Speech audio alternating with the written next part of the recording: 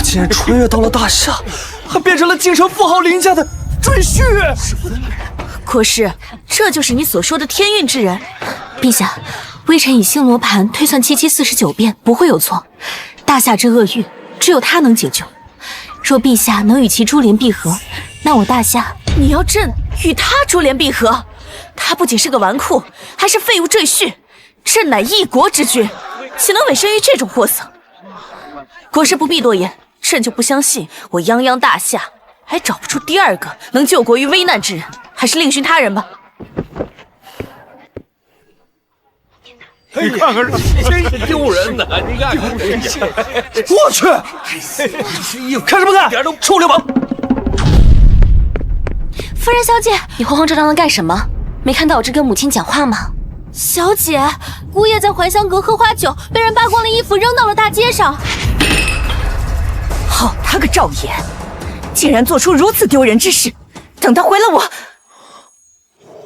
我去，林家的女人们一个比一个漂亮，你小子竟然跑去喝花酒，糊涂呀！好你个赵岩，成何体统！来人，给他拖出去，乱棍打死！走开，走开！丈母娘，乱棍打死，你这也太狠了吧！身为林家的赘婿，出入风月场所，还被人把衣服扒光了丢在街上，把我们林家的脸都丢尽了。不打死你，留着有何用？我为什么去逛青楼？你们不知道，还有脸怪我？赵岩，你不可理喻，你自己风流，与我母女何干？林夕瑶，咱们成亲也有月余了吧？和好同房。这跟你去青楼有什么关系啊？当然有关系，我才20出头，正是血气方刚的时候。若你尽妻子之责，跟我何苦至此？哼，一派胡言！哼，还有你，身为人母，不让自己的女儿跟赘婿延续香火，你还支持他不同房的想法，这是你丈母娘该做的事儿吗？当初你林家遭难，是我爹出钱出力救你们于水火。现如今我家道中落，被迫成为你们家的赘婿也就算了，你们还想杀我？如果我爹和老丈人还活着，我怎会受如此委屈啊！要不你们杀了我吧，也好让我下去与他们团聚。爹，老丈人，如果你们在天之灵，睁开眼睛看看吧，我过得有多惨啊！我过得有多惨啊！有多惨啊！赵岩，你可知自从你来到我们林家，我们林家生意一落千丈，如今你又做出这种丢人之事，日后一定会成为他人攻击我林家的借口。那时我林家恐怕会家破人亡。早知如此，当初就不该履行婚约。赵岩，这一切都是因为你。家破人亡？这么严重吗？看来这林家还是得靠我呀。靠你，一个只会吃喝嫖赌的废物。3日之内，我让林家起死回生。夸夸其谈，真是不知天高地厚。你若真有此本事，你们赵家又何至于家道中落？你不信？咱们打个赌如何？如果我做到，你们都要跟我同房。口误！西瑶跟我同房。若是你做不到呢？我若做不到，便与你和离，滚出林家。你怎么老跟着我呀？是小姐交代的。对了，你叫袭人。姑爷不记得奴婢了？记了，当然记了。那从现在开始，以后你就是我的启蒙老师，那我就改名叫贾宝玉。嘿嘿，贾宝玉？啊，什么贾宝玉啊，姑爷？姑爷，你在这转半天了，究竟要做什么？施兆言卖染料啊。姑爷，咱们家就是做布料生意的呀，什么染料没有？紫色，咱们家有吗？紫色染料，整个大夏都没有紫色，只有出云国才能染出紫色。这不就对了吗？想要赚到钱，就要做别人没有的东西。走。陛下，您怎么考虑？北宁异动，朝廷混乱，此人又是应挂之人，不如先将他暂时收入朝堂。至于您和他珠联璧合之事，可以暂缓。朝廷又不是阿扎之地，什么烂东西都收。待朕上去跟他聊聊，再做理会。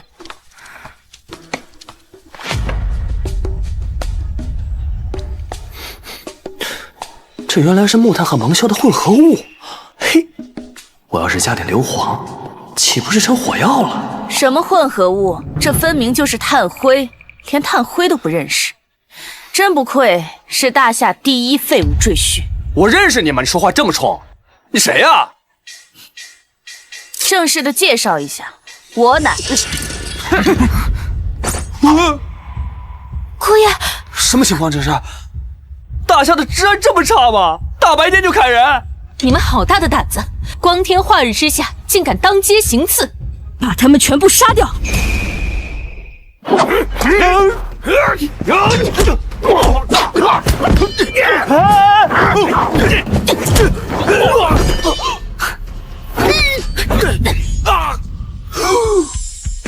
别站在这里碍事，赶紧滚！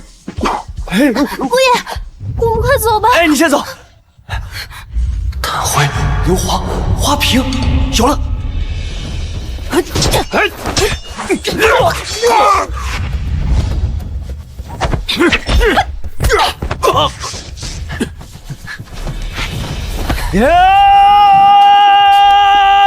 你怎么又跑来了？我救你们呀！闪开！傻子，想用这花瓶砸死我们吗？姑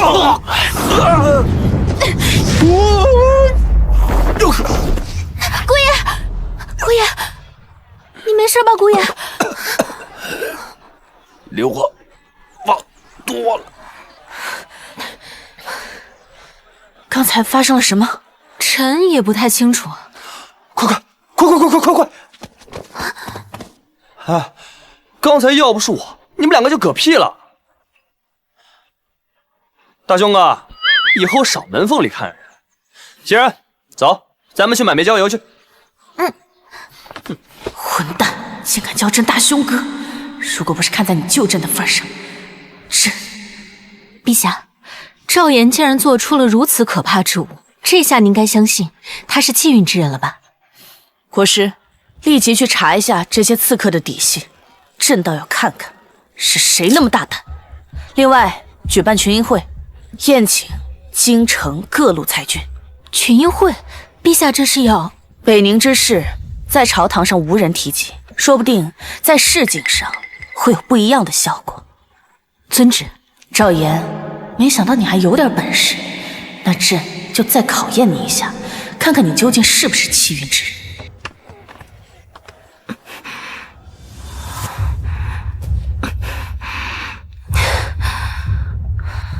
没想到大夏竟然有这么厉害的武器，若不是本公主有金丝甲在身，否则今日是难逃一死。不行，我必须要找到这个使用武器的人，把他拿到手。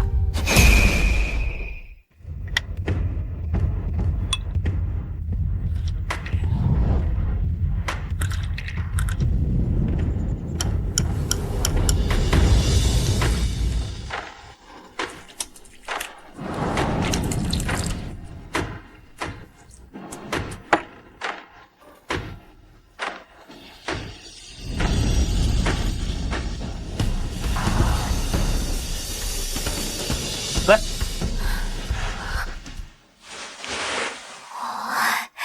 姑爷，你居然真的染出了紫色！都摆在你面前了，你还不相信啊？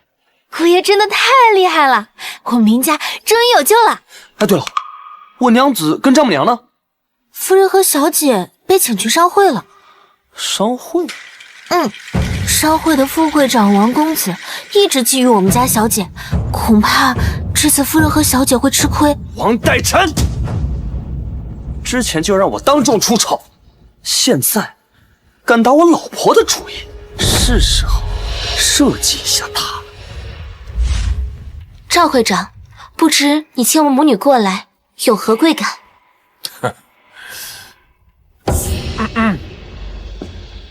商会决定将林家除名，从今以后，所有绸布供应商都将停止与林家合作。什么？我们林家的生意已经一落千丈，你们是想要逼死我们吗？林夫人，你又何必揣着明白装糊涂呢？你们家女婿闹出这么大的笑话，若不把林家除名，那商会的声誉也会受损啊！该死的赵岩，这该如何是好？母亲别急，赵会长，仅凭这一点就要将我们林家从商会除名，是不是太过儿戏了？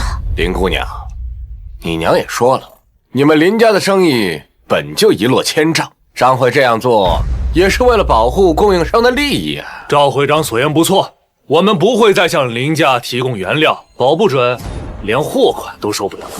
是啊，我们停止向林家供货。你们，林夫人不必这般激动，事情也未必没有缓和之机。请王公子赐教。我虽为绸缎商会副会长，但我十分仰慕西瑶。不过这个事情不好寻思，若是我们能成为一家人的话，那么事情也许并没有那么难办。王公子的意思是让我休了赵岩，嫁给你呀？西瑶，我知道你与赵岩那废物并无夫妻之实，若是你能嫁给我，我可以保证，我定会让林家成为京城第一富商。第一富商，我若真嫁你为妻，恐怕要不了多久，林家就彻底兴亡了。此话何意？你爱慕我的姿色并不假，可你真正的目的是要吞掉林家。我林家之事也是王公子一手策划的吧？先是打击我们的生意，然后陷害我夫君，让他人做到，你再跳出来装好人。京城第一才子，绸缎商会副会长，人品就如此卑鄙。王代臣，我可以郑重地告诉你，我就算是死，也不会嫁给你。好，不愧是我看中的女人，分析得如此全面。既然如此，那本公子也不再给你留情面。今日，若是你不从了我，我定会让你们林家万劫不复。让林家万劫不复？你配吗？让林家万劫不复？你配吗？哟，这不是赵大赘婿吗？怎么着？你以为你穿上衣服我们就不认识你了？狗腿子，滚一边去！赵岩，你怎么来了？我老婆跟丈母娘被人欺负，我能不来吗？区区一个林家赘婿，你有什么能力帮林家出头？西瑶，我能力比他强100倍，不如你嫁给我。让我老婆嫁给你，你当我不存在啊？我王八蛋！你不要脸！你抢我老婆！我打死你！别打了，别打了，再打就打死他了。当着我的面抢我老婆，你报官我都不带出的！哎呀，人家这个废物赘婿，你敢打我？算了，赵岩，你死定了！还有你们林家，输完了！赵岩，你干什么？先是在青楼出丑，又在商会逞凶，林家的脸都被你丢光了。丈母娘，你别激动啊，要不然会长皱纹的，某些地方也会变小的哦。王代臣，你口口声声说让林家完了，你好大的口气！那你可以看看，在场的人有谁是你们那边的？赶紧回家，别在这丢人现眼了。我说过，3日之内让林家起死回生。咻！你一个小小的赘婿，有什么资格让林家起死回生啊？就凭这个，你的意思是说，林家做出了紫色染料？哼，笑话！谁人不知，紫色染料只有出云国才有出口。你这一定是外面买来唬人的。外面买的？睁大你的狗眼，看清楚！哎，这块布料用的紫色染料，质地比出云国的还要好啊！林家真的做出了紫色染料？赵岩，哦不，赵公子，你可否考虑出售配方啊？我造出紫色染料，为林家挽回局势。丈母娘、娘子，你们可还满意？这次你做的还不错，但你为什么要把配方卖给商会那些人？你明明看到他们对我和母亲的态度了。就是啊，紫色染料独此一家，如果我们自己做，用不了几年，一定会成为京都乃至大夏的首富。你们真的以为这染料配方我们林家保得住？什么意思？紫色染料一出，定然引起轰动。如此大的商机，朝廷会放任不管？我们林家无权无势，等到官家介入之后，不但配方保不住，搞不好还会有灭顶之灾。我明白了，你把配方卖给他们，是想让他们帮我们林家分担风险。倒也不全是，我主要是想狠狠地赚他一笔。至于染料配方，他们买了也做不成。这又是什么意思？等等你就知道了。姑爷，这是朝廷下放的群英会帖，邀请京城各路青年才俊来参加，你也在其中。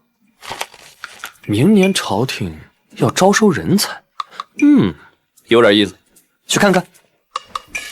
慢着，怎么了？你还是别去了吧。为啥呀？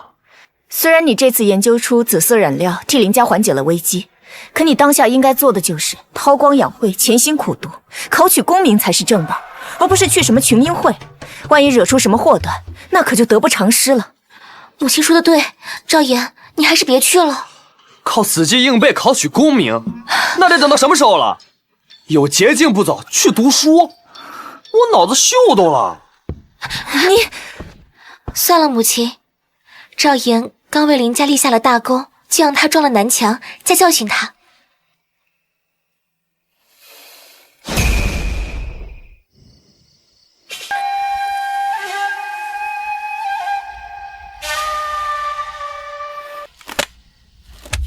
竟然是他！哼，看来今天这群英楼还真是来对了。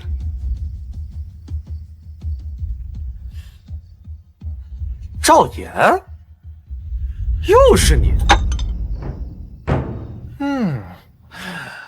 诸位，我来给大家隆重的介绍一下，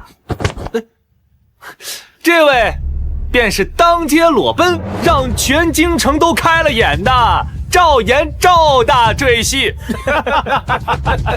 你来做什么？自然是来参加群英会。群英楼乃是当今陛下为招纳人才所建，能来此的都是有功名在身的大才之人。你算个什么东西？一介白衣而已，也配入群英楼？哦，我想起来了，这以后群英楼外面得立个牌子，裸男与狗不得入内。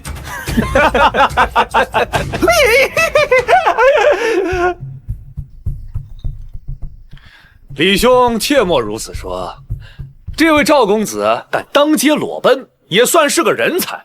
毕竟我们都做不出这种猪狗不如之事吧。哎呀，好了，都住口！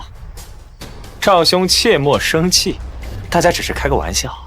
毕竟那天在还香阁你的事情太过轰动了。你们可知赵兄乃是大才之人，才高八斗，出口成章。而且啊，赵兄更是制作出了紫色的染料。赵兄可比今天所有人都更有资格参加今日的群英会。狗一样的东西竟敢打我！我先把你捧得高高的，然后再狠狠地踩在脚下。什么？他研制出了紫色染料？天哪，这不是破天的富贵吗？这林家要成为首富了。想必今日的群英会，赵兄一定能大放光彩，声名远扬。王某在此提前恭喜赵兄。这家伙还真阴险，想要捧杀我。哎呦，戴晨兄，你可真是宽宏大量啊！昨天我刚把你打得屁滚尿流，今日你还替我说好话，真是好人呐！好人！什么？王公子竟然被赘婿给打了，是真丢人，可真丢到姥姥家了。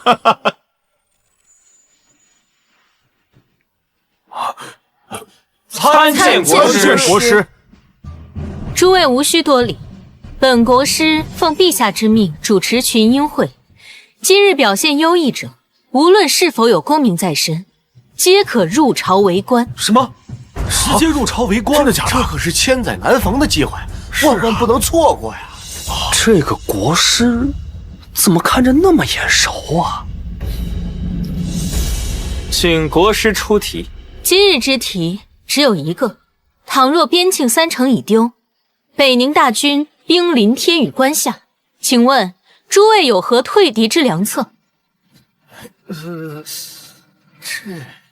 就无人能出良策了吗？竟然出这种题，看来大夏女帝要与我北宁硬碰硬了。禀国师，在下以为出了此等事，应当与北宁求和。求和？是，若北宁真的拿下我边境3城，那便说明他们的战斗力十分强大。与其硬碰硬，不如给他们些金银，求他们退兵。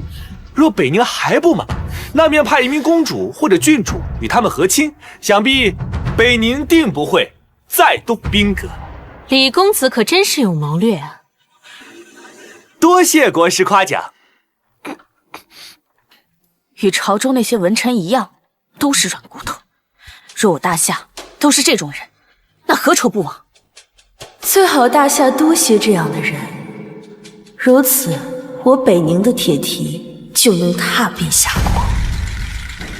王公子，可有什么计策？启禀国师，在下认为求和未尝不可。怎么？难道你也觉得我大夏不配做北宁的对手？国师不要误会，在下的求和与李公子的求和不同。在下认为，以求和之意，诱骗北宁高层刺杀亦或者俘虏，只要成功，北宁大军便会受到我们的钳制，可以争取更多的时间。手段虽然不光彩，但对于北宁那些人足以甚好。若国师能多给在下多点时间，在下一定能想出更多的计策。这个姓王的还真阴险，不愧是我大夏第一才子，计谋过人，果然略有文采，是个可造之才。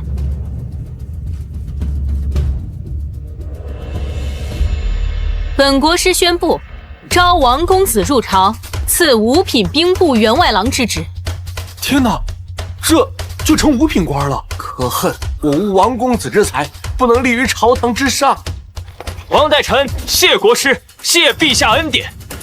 国师大人，在下想向您推荐一位真正的大才之人。还有人才能在王公子之上？此人聪慧绝顶，远非代臣可比，尤其军事，放眼大夏，无人能及。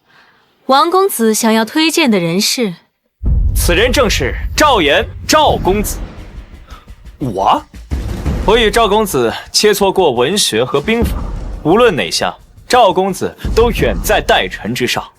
所以，即便代臣的计策再好，也不如赵公子的计策好。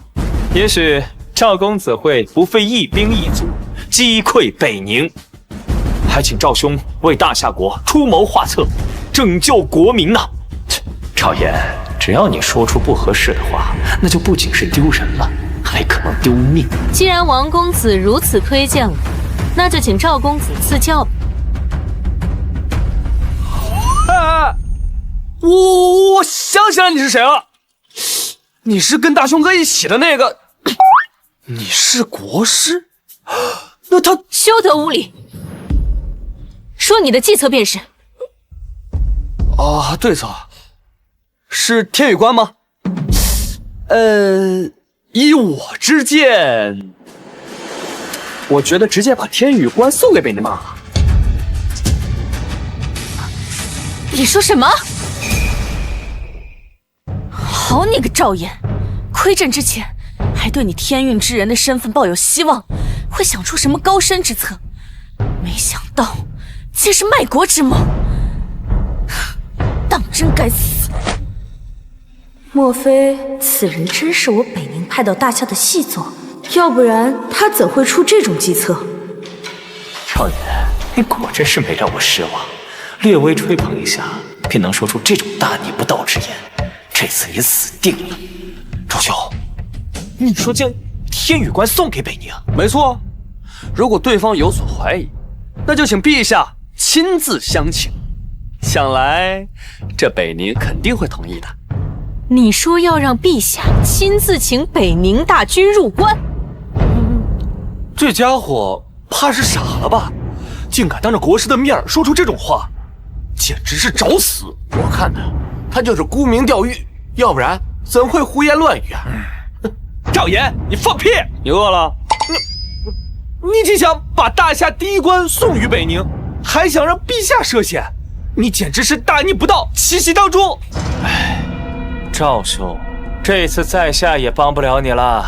启禀国师，赵岩定是北宁奸细，否则怎会说出如此谋逆之言？在下认为应将其打入大牢，凌迟处死。还有，赵岩是林家赘婿，林家恐是同谋，应一同打入天牢，严刑审问。到时候，不仅是林夕瑶，整个林家都会是我的。王大臣，你是个傻子吗？哪个奸细会当着大庭广众的面说这种话呀？赵岩，你意欲何为？若解释不清，不仅是你，整个林家都会遭难。他们不明白，国师还不清楚吗？我？咱们在天宇观埋下，就是那天在街上我做的那个。等到北宁大军入关，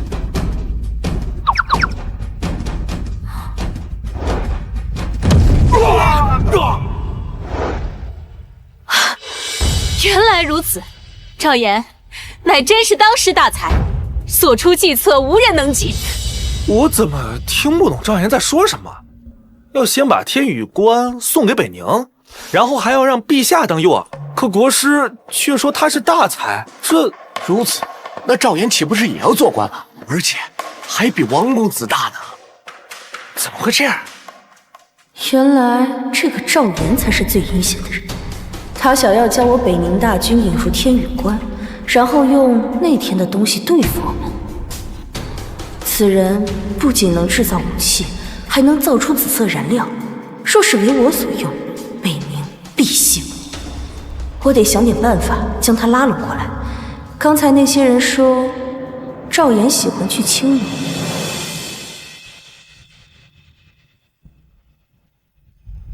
今日群英会就到这里，诸位请回吧。国师，我还有一事。这是紫色染料配方，林家愿献给陛下。什么？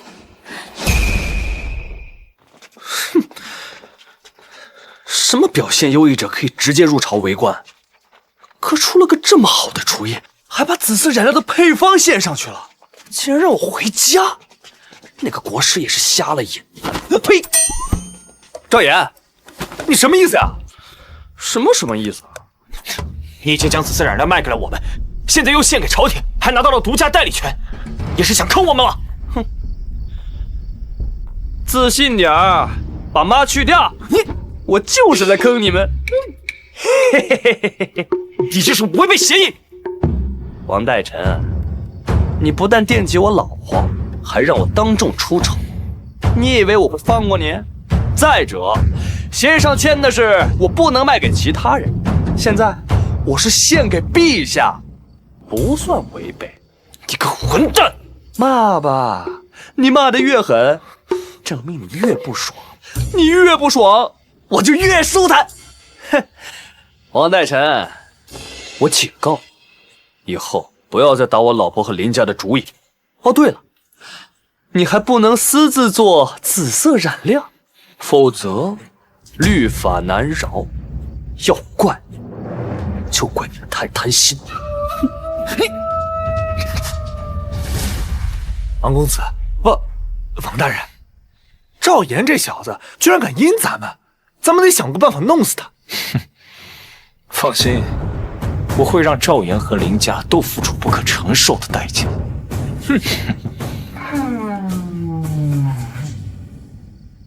赵公子，在下叶红玉，刚刚也在那群英楼中，实在是被赵公子的聪慧深深折服。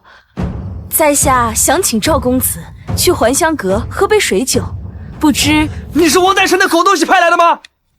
还想再让我上一次当？滚！我没时间陪你们瞎扯淡。不是，他不是喜欢去青楼吗？怎么是这个反应啊？看来想拉拢他并不容易，我得再想个办法。实在不行，就把他绑去北宁。没想到赵岩居然将紫色染料弄了出来，此人脑子到底装的什么东西？不仅如此，加上他在军事上的见解，臣可再次断定，他就是天运之人。陛下，赵岩之才世所罕见，若不将他招入朝中，恐怕是我大夏的损失。国师，方才朕没有直接让你招他入朝，是还没有想好封他做什么官。现在朕想清楚了，国师，你即刻去灵府传旨，封赵岩为上御史兼兵部侍郎。陛下，这上御史可是2品大人，统领御史台，有监察百官和天下之权。这兵部侍郎还掌军务，是不是有点儿？再者，赵岩没有任何功名在身，一下子掌握2个要职，恐怕百官会对他不利。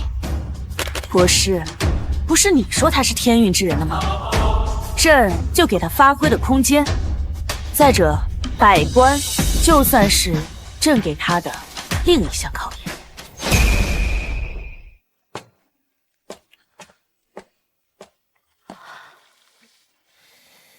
群英楼可有收获？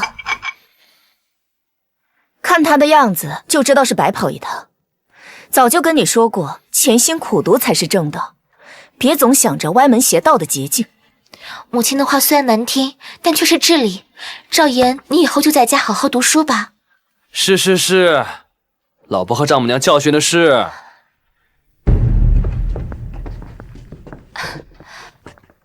王公子，你这是作何？本官前来查抄灵府。查抄灵府？你做官了？王公子乃是正五品的兵部员外郎，这可是国师在群英楼亲封的。怎么，赵岩没告诉你们？员外郎又能怎么样？兵部有权查抄民宅吗？赵岩，你私自勾结北宁，本官奉御史台之命前来查抄，手书和人证我都带。大人，小人是赵公子的信使，这便是他私通北宁的信。勾结外族与谋反无异，这必定是你从群英楼惹回来的祸。母亲别急，王公子，你这分明就是在公报私仇。赵岩怎么可能是北宁奸细？你若是想要钱财，我们私下可以协商。老婆，他都做到这个份儿了，哼，他肯定不达目的，不会善罢甘休。哼，怎么还想收买我不成？赵岩，人证物证俱全，还想抵赖？来人，给我把这个奸细拿下！不准动我家姑爷！放肆！阻挡者格杀勿论！圣旨到！你们在干什么？启禀国师，赵岩私通北宁，企图谋反，下官奉命前来捉拿。哦，国师大人，陛下是否也知晓此事？下令诛杀赵岩。定是如此。赵岩，这次谁都救不了你。这该如何是好？国师，我们冤枉，赵岩他不可能。赵岩接旨。娘，姑爷，妾上只得跪着。哦。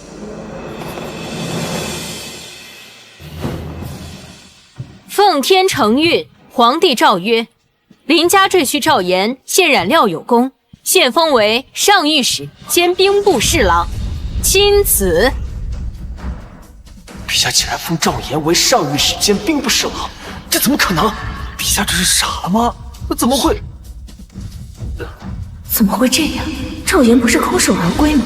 竟然一跃成了2品大员。原来赵岩真的找到了捷径，是我和母亲错怪了他。赵大人，还不快领旨谢恩？哦，草民，不，微臣谢陛下。你倒是上来拿呀！哦，恭喜赵大人，大夏自开国以来，还没有人能从一介白衣直接晋升为2品大员呢。多谢陛下跟国师栽培。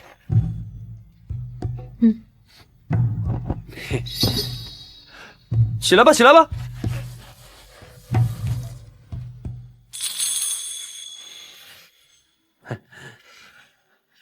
真没想到赵岩竟有这等本事。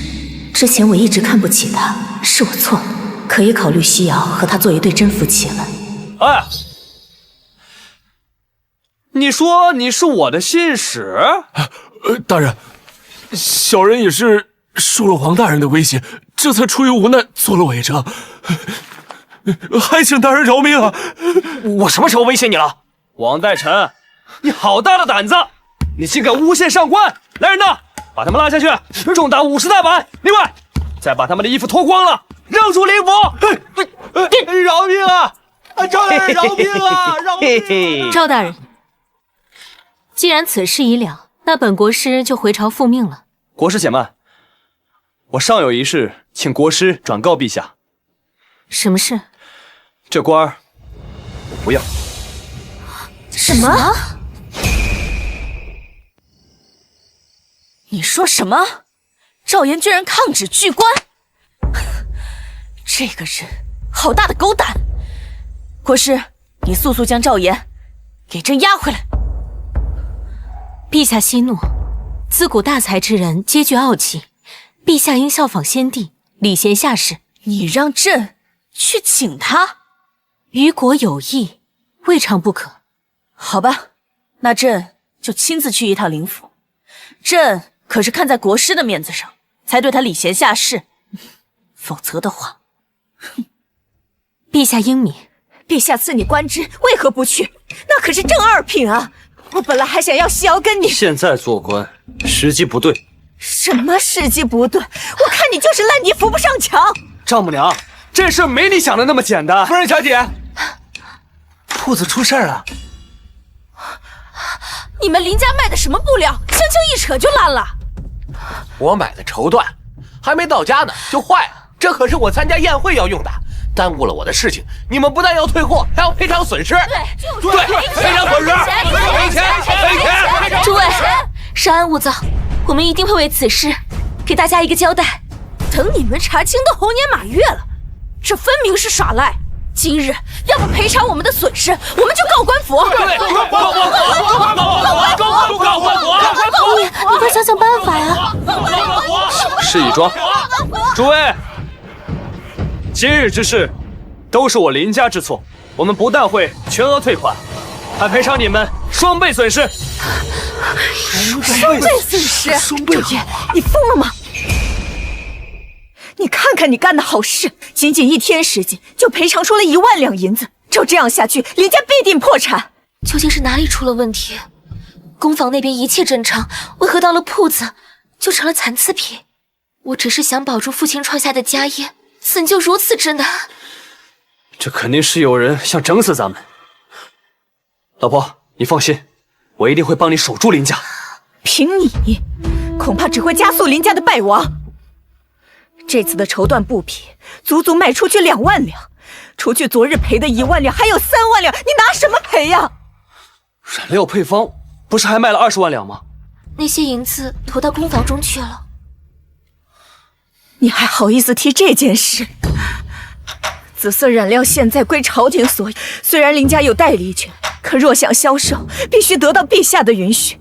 若你应召入朝，此事还好说一些，可你偏偏抗旨不遵，林家怎么就招了你这种废物为婿？丈母娘，我这么做可都是为了咱们林家，银子没了可以再赚，如果信誉崩塌，那咱们连翻身的机会都没有了。再赚？你拿什么赚呢？夫人，您的衣物已经烫洗好了。啊，你看什么呢？那可是母亲的贴身衣物，下流胚子，你……我想到赚钱的办法了。什么办法？卖肚兜。肚兜？这有什么好卖的？袭人，你还认识京都其他府里的小丫鬟吗？认识一些。好，姑爷，我交给你一个任务，你动用你所有能动用的人脉，把那些世家小姐淘汰的肚兜，统统买回来。好，去吧。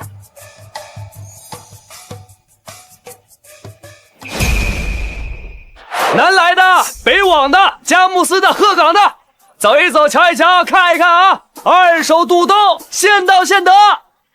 就凭卖肚兜就想卖3万两银子，简直是痴人说梦。我还以为他转性，没想到还是做出如此荒唐之事。可母亲之前赵岩夸下海口，不都做到了吗？你不是向来都讨厌赵岩吗？今日怎么替他说话了？你不会喜欢上他了吧？母亲，你胡说什么呢？我怎么会喜欢这个登徒子？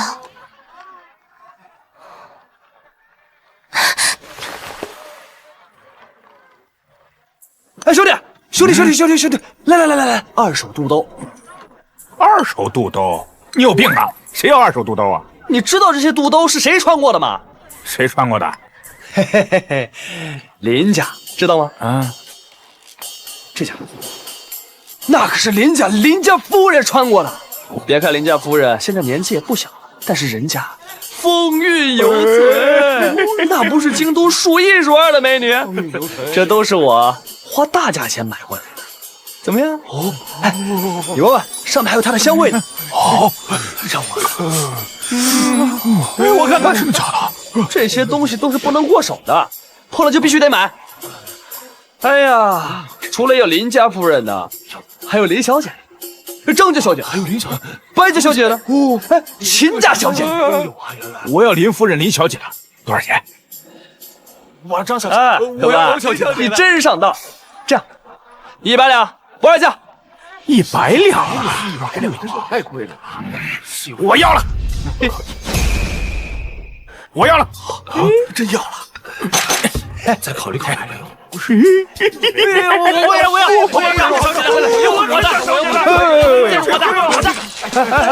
我要！别吵我！还有吗？我还要。别急，我有存货。不能碰！哎，别动手啊，都别动手，讲规矩是吧？先听我介绍啊。这是谁家的？这是。看这些花纹、奏线，这可都是和别人不一样的，这都是从皇宫里面出来的。皇宫里谁能用到这种品质布料的肚兜啊？想必就不用我多说了吧？难道是陛？嘘，低调。哎，由于货源稀少。代价较高，所以500两一件。太贵了，500两一件，太贵了，谁买？那可是大夏第一美女，这世家小姐的怎么能比得上呢？倒也是啊。那如果你们都不买的话，我只能个人收藏了。陛下，边境3城已失，北宁大军兵临天宇关下。如此危局，恐怕也只有赵岩能解。希望他不会令朕失望。朕可不想做个失地之举。我要这个，再给我讲一个。哎，谢谢啊。那边怎么这么热闹？我要这个黑色的。岗位兄台，前面怎么那么多人啊？卖肚兜的。肚兜？你们还不知道吧？那里卖的可是当今陛下的肚兜，还是穿过的。每晚睡觉抱着，就好像是陛下在陪我。你们要是想买，就赶紧去，晚了可就抢不到了。混蛋！到底是谁竟当街售卖朕的贴身衣物？朕倒要看看。下次还有，下次还有。哎，竟是赵岩！朕要将这个狗东西40万段！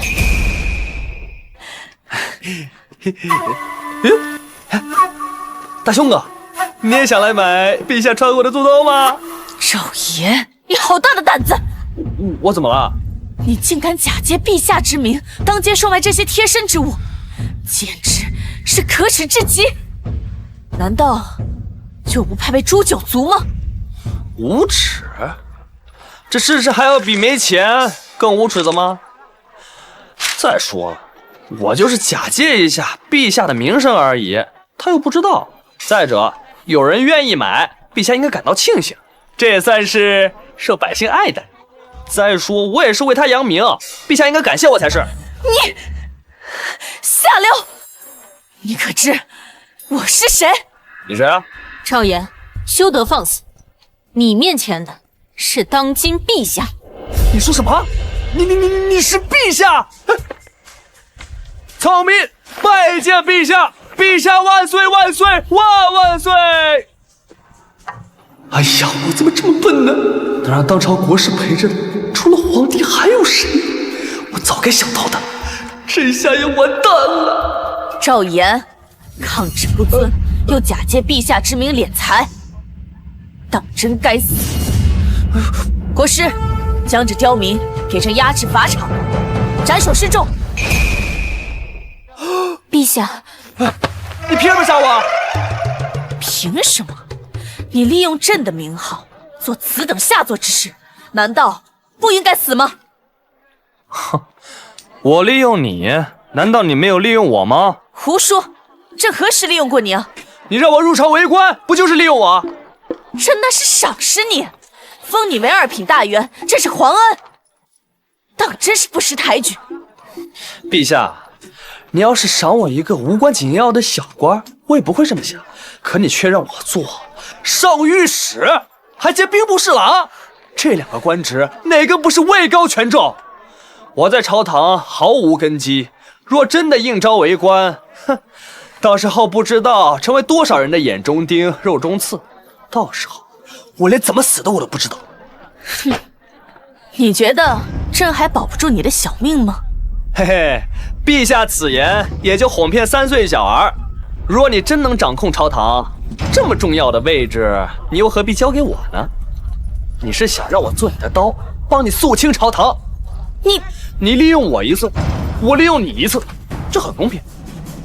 公不公平不是你说了算，而是由朕说了算。朕现在就宣布，赵岩抗旨不遵，又对朕大不敬，将其9族全部诛灭。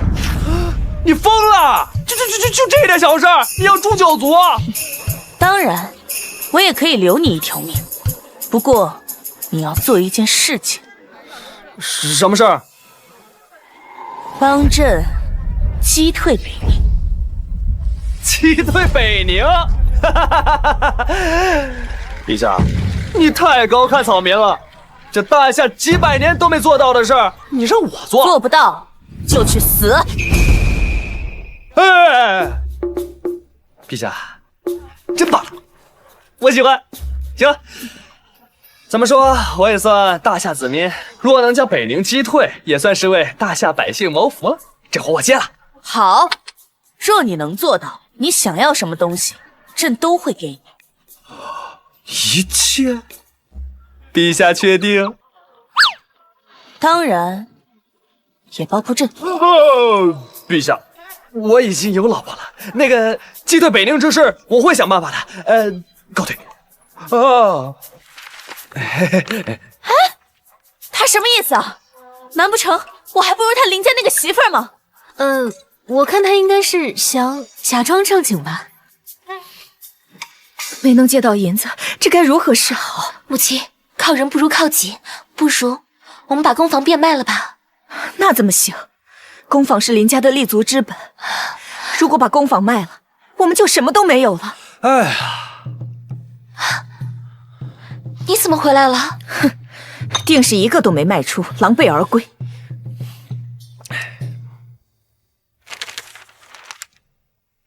赵岩，本有大好前程，偏偏你不去，签了这份和离书，离开林家，自寻生路。丈母娘，你确定让我签？母亲，闭嘴！念在你我两家曾是故交，这3000两银票你拿着，只要你不胡作非为，也够你下半辈子生活。才这点钱，貌似不够吧，丈母娘？赵岩，你不要得寸进尺，这已经是我的极限了。我是说赔偿不太够，6万两，足足6万，这都是你卖肚兜赚的。没错。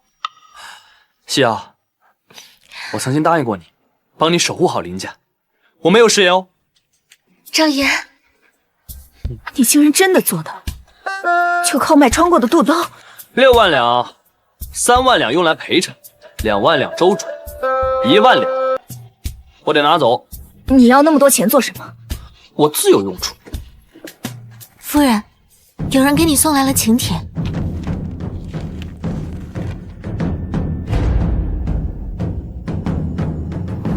母亲，你怎么了？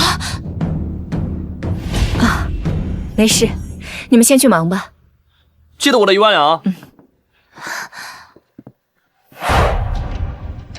该来的，终究还是会来。公主殿下，如今我北宁大军已攻破大夏边境3城，何不趁此一举拿下天宇关？天宇关城高墙厚，若是强攻，怕是要死伤不少人。所以，我需要一样东西。什么东西？谁？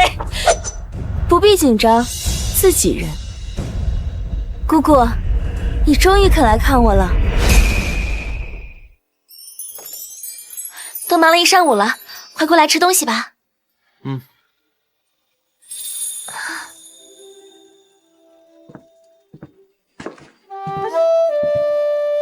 你这是画的什么呀？枪。枪？枪不应该是长长尖尖的吗？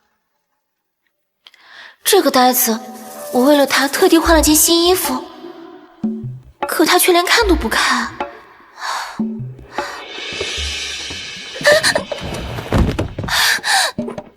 老婆，怎么了？老婆，你怎么了？脚扭了一下。我先抱你上床。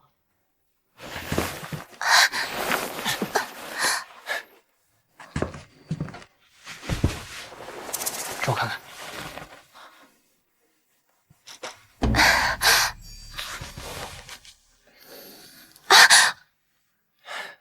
没什么大事儿，就是这皮肤有点干燥。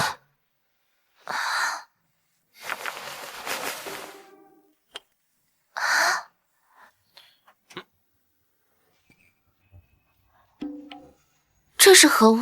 怎会如此清香？这是我做的润肤乳，抹上它之后，会让你的皮肤变得光滑细腻。竟有此等神物，若是拿来售卖，定能大赚一笔。赚钱的方法有很多，这个我才不会拿来卖。这是我专门为你做的，在这个世界上，只有我老婆才能用。可是你这皮肤都好干啊，要不你把衣服脱了，我给你擦擦。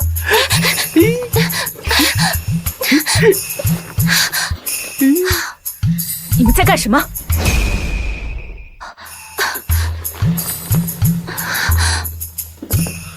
丈母娘，我们什么都没干，你别误会啊。不对啊，我跟夕瑶是夫妻，做点什么也很正常啊。母亲，我先走了。喂，夕瑶，丈母娘，你来的可真不是时候，不然再过10个月你都能抱上孙子。少贫嘴，赵岩，赶紧收拾东西，明日离开京都。离开京都？林家的危机我刚解决，你就赶我走？过河拆桥。你带着西瑶一起走，去秀州。我已经传信了，你们到了那边会有人照顾你们。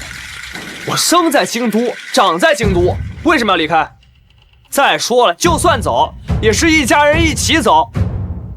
我是林家唯一的男人，怎么能把你一个女人丢在京都？什么女人？真是口无遮拦！我是你岳母。丈母娘，到底发生了什么事啊，让你如此忧愁？因为北宁最近虎视眈眈，我怕到时候打起仗来，北宁大军必然长驱京都。我想让你和西瑶提前去避难。原来如此，这件事儿你不用放在心上。我现在已经有了击退北宁之法。胡说八道！你一个普通人，又非将士，击退北宁可不是嘴上说说。丈母娘，你看这个，这是我制作的武器，300步开外，沾着非死即伤。嘿嘿，到时候咱们大夏士兵每手一把，那北宁铁骑何惧之有？红玉说赵岩有超世之才，想必他说的这个武器一定是真的。我该怎么办？原来如此，等你把它做出来献给陛下，我们也可高枕无忧了。也不看看你女婿我是谁。对了，我有个朋友是还乡阁的花魁，他得知你做出紫色染料，非常钦佩。你今晚去见见他。丈母娘，你要我去逛青楼？不想去吗？你真是我的好丈母娘，真明事理。那我，呜呼，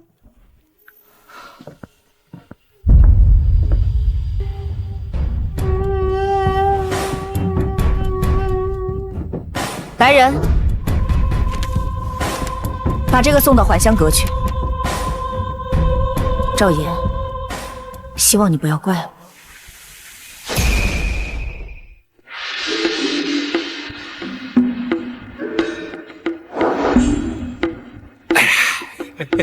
你看我这身段，是吧？这胡子呀！少元怎么还没有来？公主，您姑姑在大夏多年，还值得信任吗？再怎么说，她也是我姑姑，血浓于水。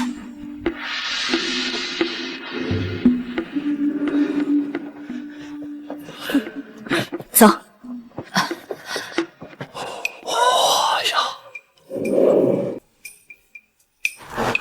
有丈母娘的允许逛青楼，底细就是不一样。以后真好好孝敬孝敬他。赵岩，真是冤家路窄。这林家都快破产了，你还有心情逛青楼？林家的事是你们干的。你就说对了，是我们做的。王公子，他在威胁我们呢。赵岩，别以为我们不知道你拒绝了官职。不过，你还挺有自知之明，知道自己不配。你，算了，哥哥，我今天心情好，不能被你们破坏了兴致。你们哪儿凉快哪儿待着去。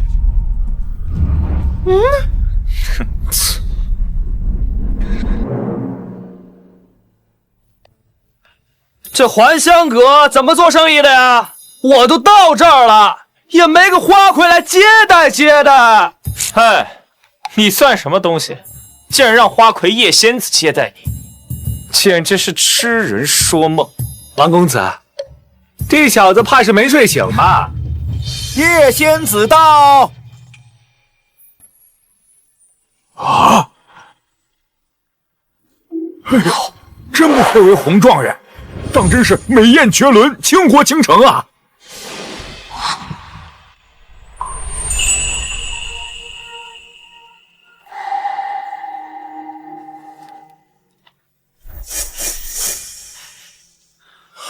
是你？你怎么是个女人啊？你连叶仙子是男是女都不知道，还在这里大放厥词。叶仙子，刚刚赵岩放大话让您亲自接待他，简直是痴人说梦。我建议还香阁将此等人给赶出去。对啊，叶仙子，这小子也太不把你放在眼里了。奴家的确是来迎接赵公子的。什么？给北宁都传信了吧？回陛下，已经传信了，不出半月，北宁使团便会抵京。对了，那赵岩在做什么？赵岩他去了还香阁。什么？他答应朕，会专心解决北宁之危，不专心也就算了，居然还跑去青楼，真是个混账！国师，你速速将他给我抓回来。是。慢着，此事不应该由朕来管。臣这就派人去林家，将此事告诉赵岩的妻子。先给你个教训，若你再不专心北宁之事，休怪朕对你不客气。没想到赵公子还是条硬汉啊！我听闻大夏有项刑法，名为凌迟，要割3600刀。不知道赵公子能挺多长时间呢？难道就不能用其他方法逼供吗？比如说美人计？少贫嘴！住手！丈母娘，姑姑，你怎么来了？你答应过我，只是询问图纸之事，为何要这般对待赵岩？姑姑，赵岩所化之物很有可能是一件大杀器，有多重要你很清楚，可他不说，我能有什么办法？无论如何，我也不能让你这样对他，毕竟他是我的女婿。丈母娘居然是北宁人！老天，你在玩我？姑姑莫不是忘了自己的身份？需要红玉提醒你一下吗？我从来都没有为我的身份骄傲过，既然你想要，我还给你就是了。只求你放过赵岩。红玉真没想到姑姑竟这般决绝，若你真有个好歹，那我岂不是成了逼死长辈的大不孝之人？赵岩，我可以放了他，但那只是暂时的，相信姑姑明白我说的话。小月，我们走。公主，这事难道就这么算了？算了？哼，怎么可能？你将图纸送给姐姐，想必她一定会有所收获。是。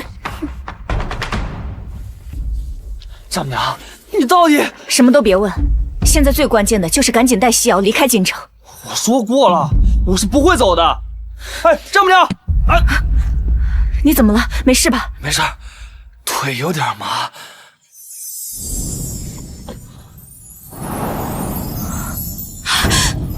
赵岩，母亲，你们，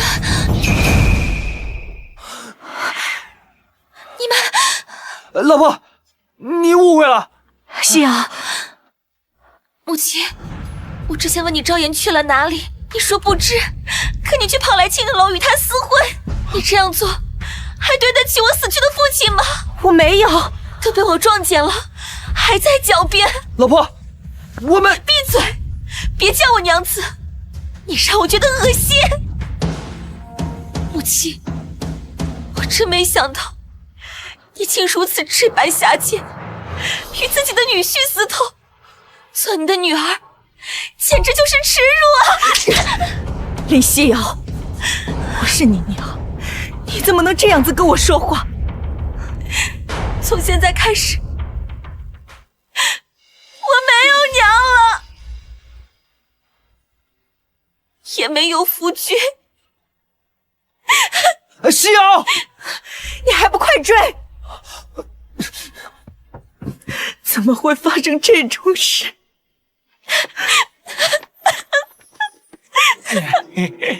公子，林西瑶，这臭娘们既然落单了，把他给我抓府里去，让本少爷好好享受享受。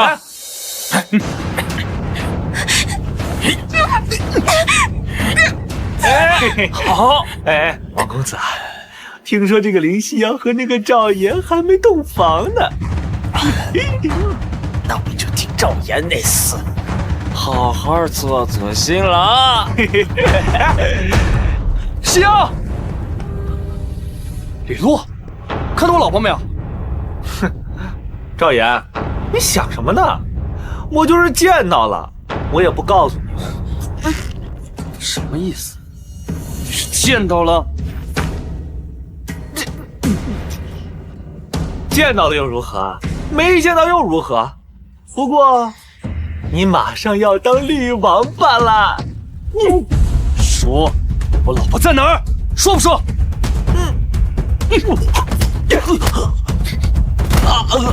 说。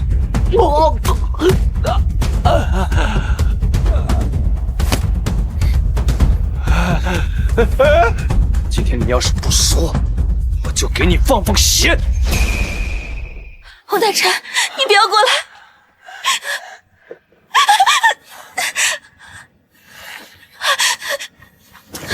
你再过来，我就死在你面前！林夕瑶，我就搞不懂赵岩那个废物到底哪里好，你那么死心塌地的跟着他。我是绸缎商会副会长，又是朝廷五品命官，我不知道比赵岩强多少倍。你要是从了我就让你成为人上人。贱女人，你竟然敢伤我！今天我一定要得到你！救命！救命！王大臣，找死！赵岩，你怎么找到这儿的？救我！喂，赵岩，我告诉你，我可是朝廷命官，你要是敢杀我，你也活不了。杀你，太便宜你了。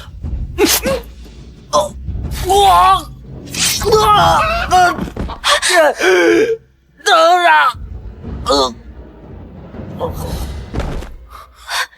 赵岩，娘子，我带你回家。放我下来，这么多人看着呢。我背我自己的老婆，让他们看呗。赵岩，我问你，你和我母亲……那怎么可能啊？就算我饥不择食，那丈母娘的为人你还不清楚啊？那你们为什么会在那种地方？我实话告诉你吧，我今天去逛青楼，被丈母娘发现了，她狠狠地打了我一顿。你看，也不知道怎么的，你就进来了，就误会了呗。原来是这样，是我误会你们了。丈母娘这次打我可狠了，差点把我打死。你活该，母亲打你都算轻的，谁让你又偷偷逛青楼？这还不是因为妻子没有尽到责任？要不咱们今天晚上回去把洞房补回来？好，就这么愉快的决定了。臭赵岩，你快放我下来！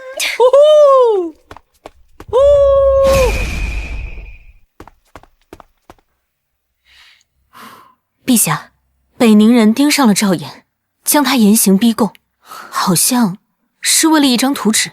他怎么样了？侥幸逃脱。不过什么？那赵岩该不会又惹什么祸端吧？陛下真是料事如神，赵岩他把王代臣给阉了。什么？王代臣凌辱赵岩妻子，赵岩一怒之下就……这个王代臣身为朝廷命官，竟然当街强抢民女，传朕旨意，革去他官职，待他伤好之后，拉入刑部，依法处置。遵旨。没想到这群北宁人的鼻子倒挺灵，看来留给我们的时日不多了。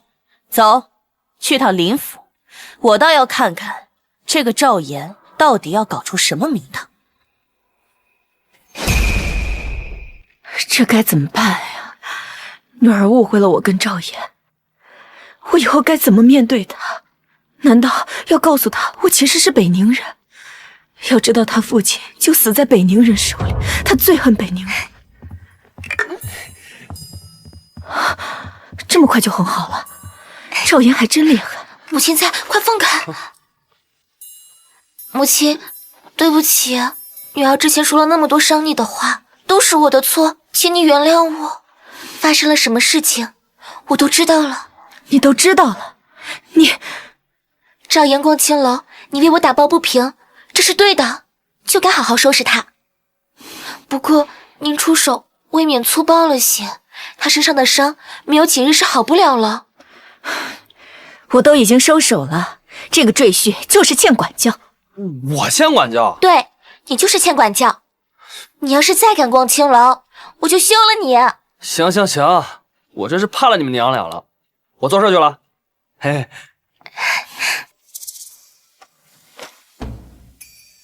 希儿，你觉得赵岩这个人怎么样？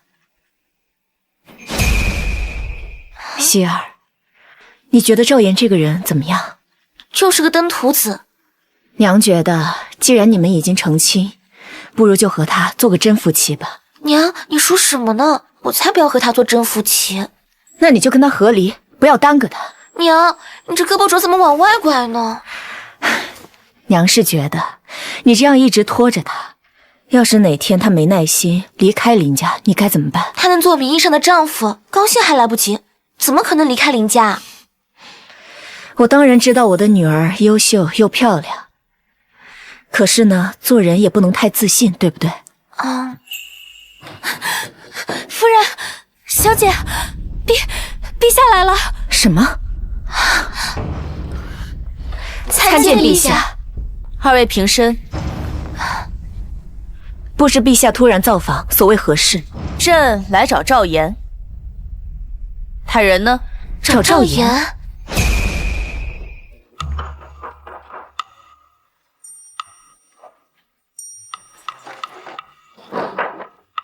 哎呦，草民见过陛下。国师，听说你去了青楼，还被北宁之人所绑架。陛下果然是千里眼顺风耳啊，朕都知道。你能够全身而退，朕严重怀疑你以前跟北宁之人所勾结。陛下，你要是这么说，可就让草民寒心了呀。你可知道，我差点被凌迟。你答应朕的退敌之法呢？只要陛下给我3000斤高密度铸铁，我可以让北宁滚蛋。高密度铸铁？以大夏现在的铸铁，最高密度也可能在5克每立方厘米，而我需要的铸铁要达到7.8克每立方厘米。朕怎么听不懂啊？国师，你听明白了吗？臣也不太明白，但想必赵岩是需要纯度极高的铸铁。国师，你懂铸造之术？国师乃是公输传人，铸造技艺炉火纯青，你敢瞧不起他？不是瞧不起，而是现在的工艺根本达不到这个水平，很难做出来。不过陛下要是给我几十万两银子，我自会解决。几十万两？陛下，此事交于臣吧，这世上还没有臣造不出来的东西。怎么，你不相信？那我们打个赌如何？赌什么？若我赢了，你就得答应我3件事。动不动就几件事的，多无聊啊！要不咱们换个赌注吧？如果你赢了，我就给你舔脚，怎么样？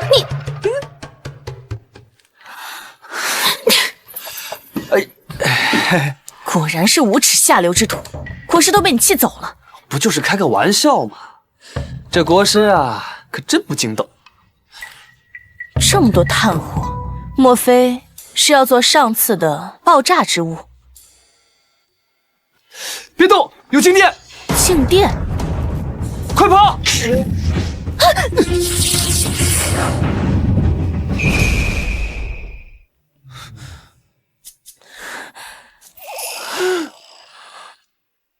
抱歉，我不是故意的。少爷，少爷，你竟然敢轻薄于朕！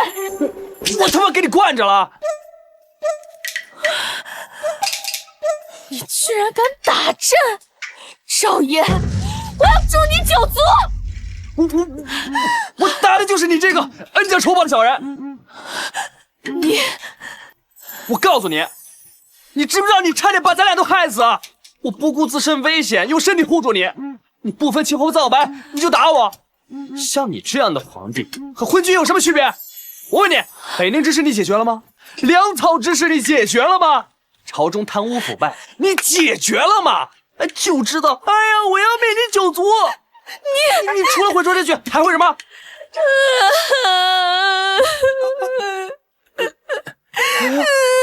怎么就哭了呢？好了，我算我错了，行不行？我给你道歉。哎呀，我知道我说那些话不对，要不你打我几下？你打我几下？那你把我千刀万剐了吧？你别哭了，行不行？你这，我还是自杀算了。不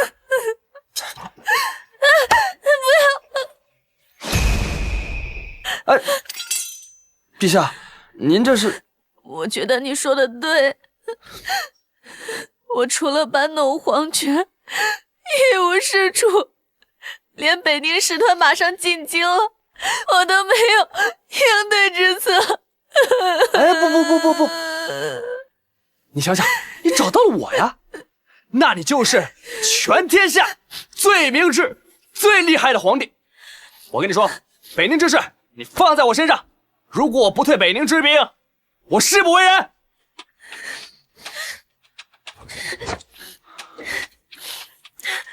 一言为定。一言为定。嘿，陛下，臣刚才听到了爆炸之声，您没事吧？无事，只是一点小意外而已。那就好。国师，你尽力帮助赵岩做出更精密的铸铁，此事就拜托你了。是。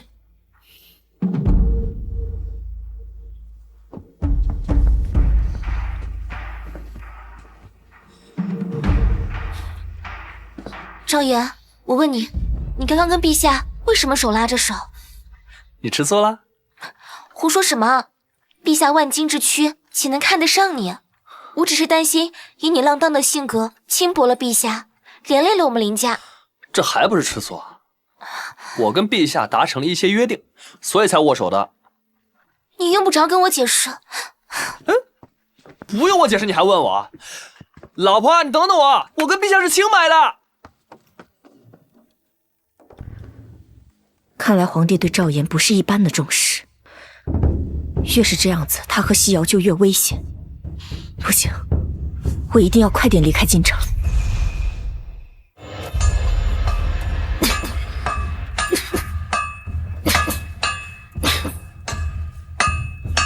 哎呀！国师大人竟然亲自动手，真是巾帼不让须眉呀！打造的如何了？赵岩，你看看这铁符合你的要求吗？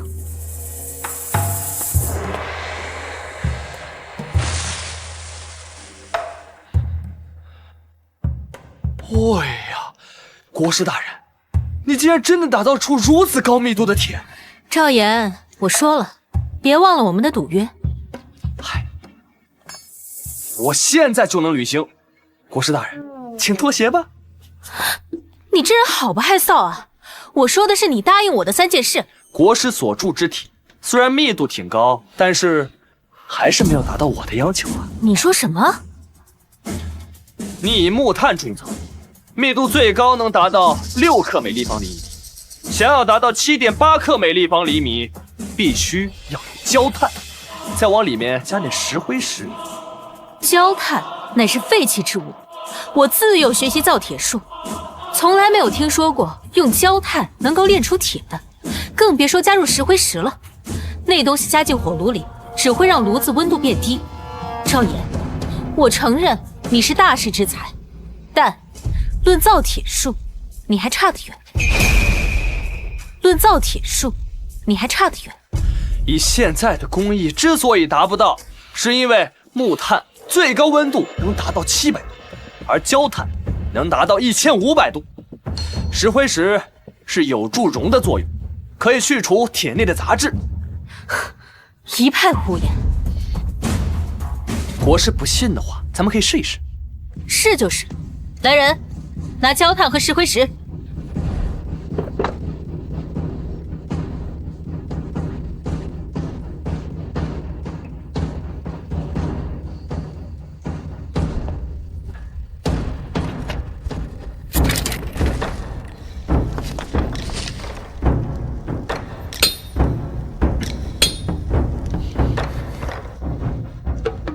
别看他瘦瘦的，身上还挺结实的。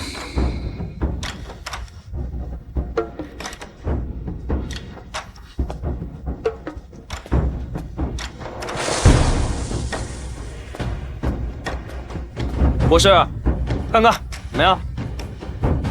没想到这铁的硬度居然比我练出来的高多了。国师，如此说来，你是认输了？愿赌服输。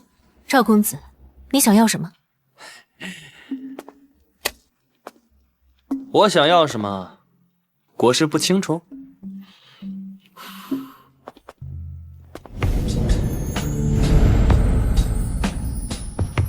你不就是想要我的人吗？这里不方便，咱们换个地方。明明家里有一位貌美如花的妻子，为什么你那么喜欢沾花惹草？关关雎鸠，在河之洲，窈窕淑女，千子好逑。没想到赵公子不仅胸有甲兵，精通锻造，还如此的富有文采，真叫人出乎意料啊！国师，春宵苦短，耶！国师，这是想让我主动点吗？原来赵公子喜欢在桌子上。沈香玉，你这是什么意思？赵公子，我们两个人的赌约，到底是谁赢了？自然是我。你赢了，你赢了。那赵公子答应我的3件事呢？我全部照办，全部照办。赵公子，你可否告知本国师，为什么你懂得这么多？赵公子，你可否告知本国师，为什么你懂得这么多？还有，你锻造如此纯的铁，是想要铸造什么？这个，我曾经得到过一本奇书，上面记载了很多奇怪的东西。至于我要做什么，我说了你也不懂。那本奇书呢？我弄丢了。赵公子，这里有一张契约，想让你在上面画个押。契约？人与人之间能不能有点信任啊？我画。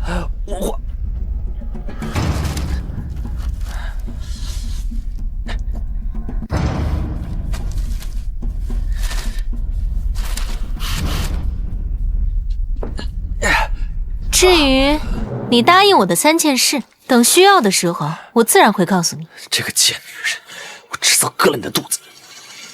你说什么？没说什么，我还有事儿。拜拜，拜拜。这赵岩看似放荡，实际上是当世大才。看来我需要做点什么。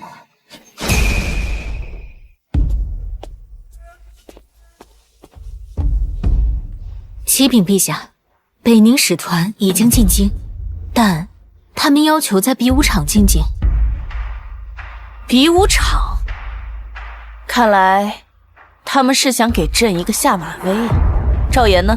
回陛下，臣已经派人去请了，应该很快就到。既然如此，那就在比武场召见北宁使团，朕倒要看看他们到底想要做什么。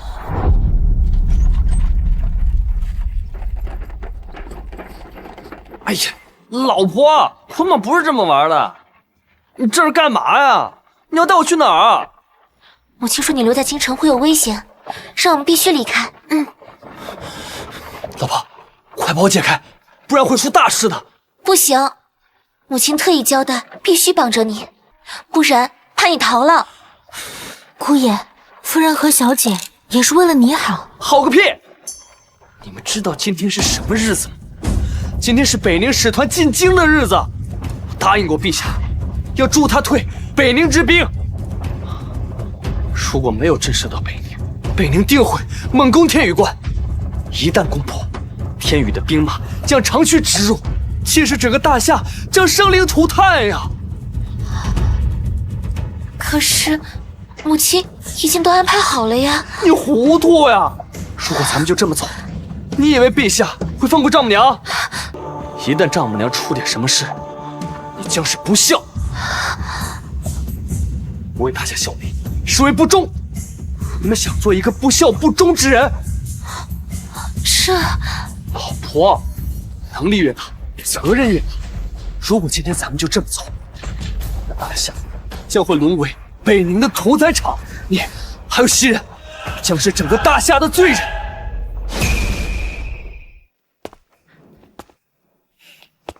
大夏皇帝，特邀本公主前来，为何不鞠躬相迎？放肆！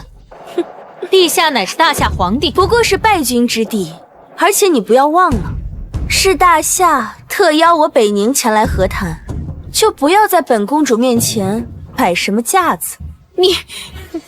你们很清楚，若是本公主现在离开，会是什么后果？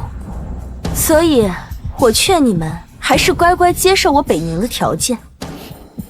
哦，我倒是很好奇，你们北宁会开出什么样的条件？第一，大夏需向北宁称臣，每年上贡黄金白银3000万两，以及绫罗绸缎等物。你继续说。第二，大夏需永久向我北宁割让北方5省，待你有子嗣之后，还要送一个到我北宁做质子。还有吗？当然有。还有吗？当然有。既然大夏已经成为我北宁附属，那北宁将派兵驻守各处关隘，粮草、军饷皆由大夏提供，且大夏不能在关隘方圆300里内驻军。哼，你开出的这3个条件，都是亡我大夏之策。朕若是答应了你，不出10年，我们大夏就会被你们北宁彻底吞并。朕宁愿与你们北宁一战，不愿做亡国之君。与北宁一战，你们有这个资格吗？大夏皇帝，本公主给你看一样东西。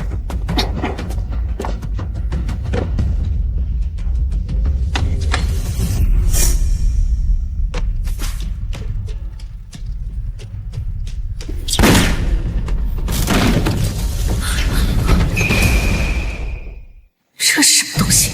朕都没有看清，火盆就被打翻了。北宁何时有如此厉害的武器？这是什么武器？此物名为火龙，其速度是箭矢的10几倍，常人根本就无法躲避。而且火龙的威力极强，300度之内，即便是再坚硬的战甲，也能轻易打穿。大夏皇帝，我北宁有如此利器，你们拿什么抵抗？若是不立即答应本公主刚刚提的条件，那北宁便会将大夏屠戮一空。国师，赵岩呢？怎么还没来？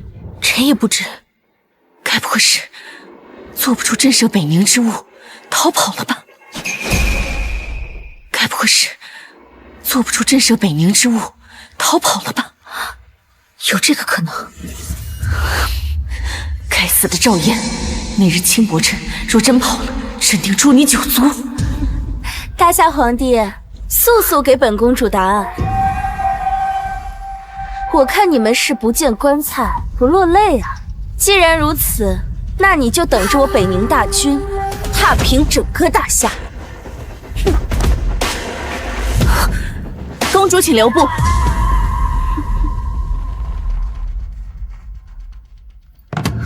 朕草民赵岩参见陛下，陛下万岁万岁万万岁！快快请起。赵岩，你总算是来了。抱歉哈，陛下，有点事儿耽误了。无妨，来了就好。见过北宁公主吧？你是北宁公主？正是你。叶仙子是北宁公主，她管丈母娘叫姑姑，那丈母娘岂不是北宁皇族？怪不得她非要把我送走。火枪，那个设计图我只画了一半，她居然做出来了。如果被龙婉清知道这东西是出自我手，赵岩，你认识公主？只是眼熟而已。赵岩，你此次来见朕有何要事啊？陛下，草民是来进献武器。武器？你可看到公主手中之物啊？此物叫做火龙，威力十分凶猛。你带的武器可能与之相比？比不比得上，拿出来看看便知。来人，推出来！来人，推出来！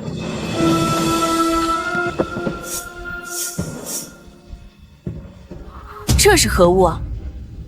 回陛下，此物名叫龙吟魄，有了此物，攻略城池，所向披靡。此话当真？陛下，你瞧好。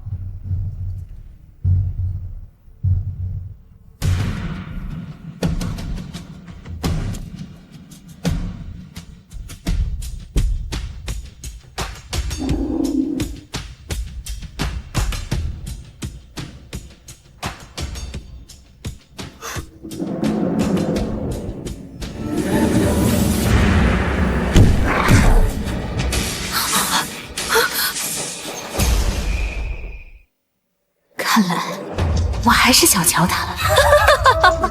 好啊！耶律公主，耶律公主，现在我们可以谈一谈退兵之事了。可以是可以，不过本公主要和他谈。好，既然如此，赵岩，此事就全权交于你，莫要让朕失望。我们走。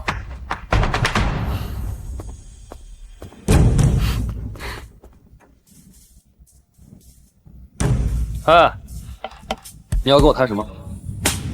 之前你的火龙设计图被我们完善，没想到赵公子还能设计出比火龙更厉害的武器，红玉佩服。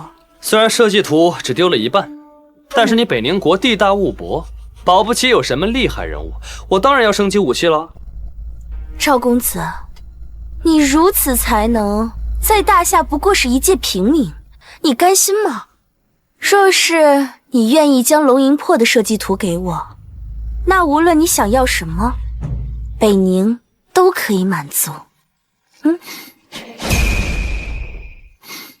平民有什么不好啊？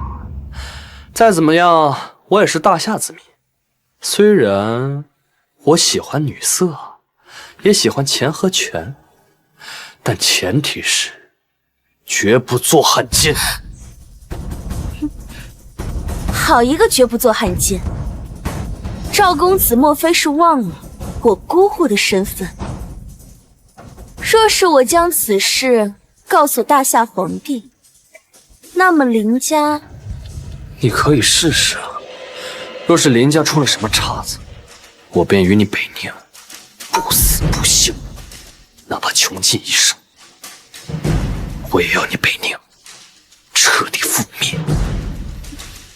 看来是谈不拢。谈，当然要谈。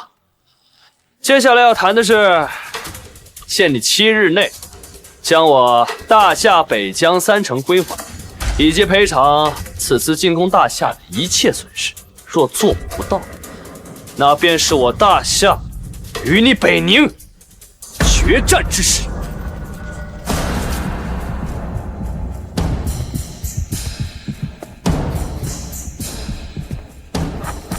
公主，要不要奴婢将这个赵岩杀了？这等人才，杀了岂不是可惜？本公主自有办法让他归降于我。可是上次我们保驾他，如此威逼，他都没有就范。既然硬的不行，那就来软的。启奏陛下，北宁公主耶律红玉上书。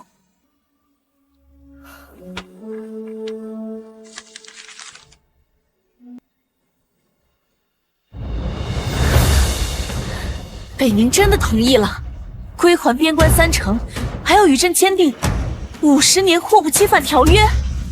好啊，赵岩，你果然不负朕望啊！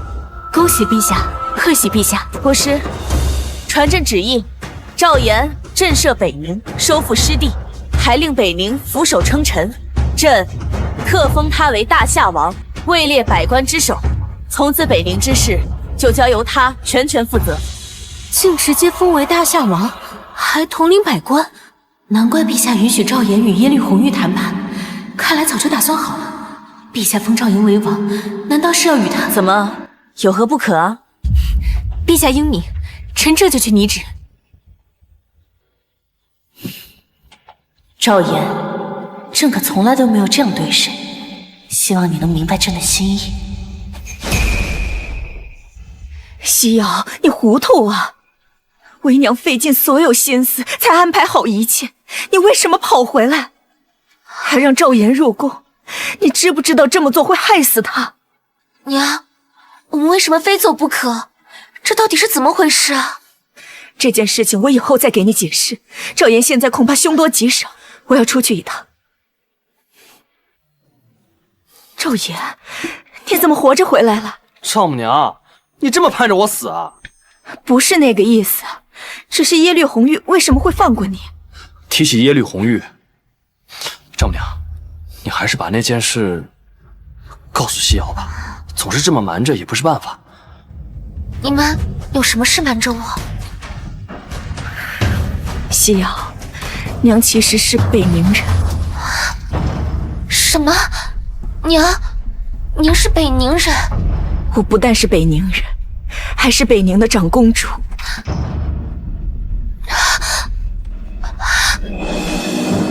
我父亲就是被北宁人害死的，我最痛恨的就是北宁人，我最痛恨的就是北宁人。娘，你怎么会？对不起，西瑶，这些年一直瞒着你，娘也有娘的苦衷。老婆，丈母娘虽然是北宁人，但是她对你的爱都是真的。老丈人虽然死在了北宁人手里，可跟他无关呀。不管是哪国人，有坏人就必然有好人。你一定要明辨是非。知道了。娘，没有对不起，您为了夫妻放弃了大好前程，仅凭这一点，我就可以理解你。你能这样想，真的太好了。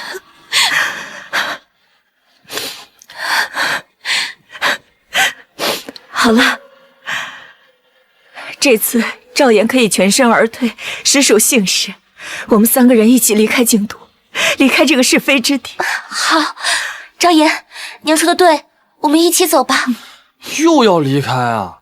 没有这个必要。现如今咱们能在京都立足，何须他乡苟活呀？立足？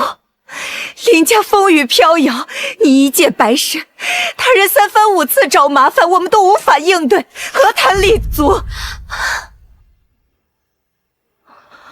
这不来了吗？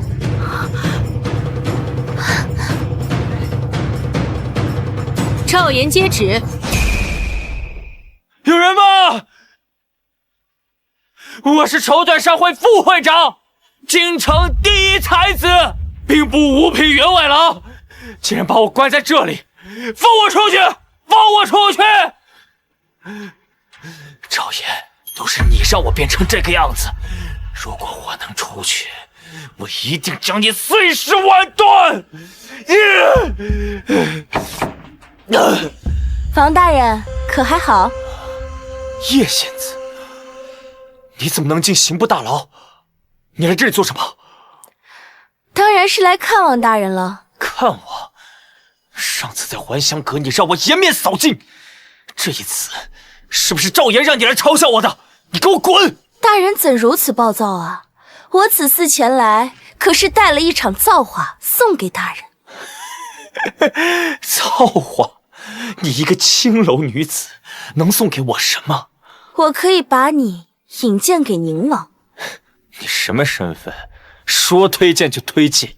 再说了，我现在这个样子，他能要我做什么？房爷，看来你得亲自来说。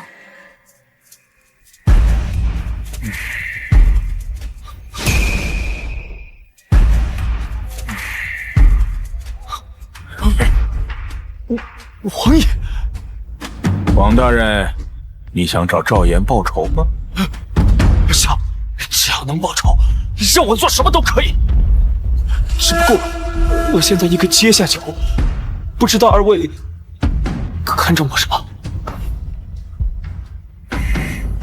那日你群英会所言，以及你对林家的所作所为，皆可证明你是一个善用阴谋的卑鄙小人。另外，你有足够的恨意作为动力，我和王爷都非常缺少你这样的人才。原来如此，明白就好。我要你替我做件事，事成之后，我就把赵岩交给你，你想怎么处置都可以。另外，我郑重地向你介绍，这位就是北宁公主耶律红玉。什么？你是北宁公主？那你们……王大人可愿意为我们效劳？在下愿为宁王和北宁公主效劳，赴汤蹈火，在所不辞。赵岩，你就等着死吧！奉天承运，皇帝诏曰：封赵岩为大夏王，统领百官，全权处置北宁之事。今此，赵岩居然封王了，看来他真的能保护母亲。异姓王，大夏自开国以来，从来没有人得到过这种荣誉。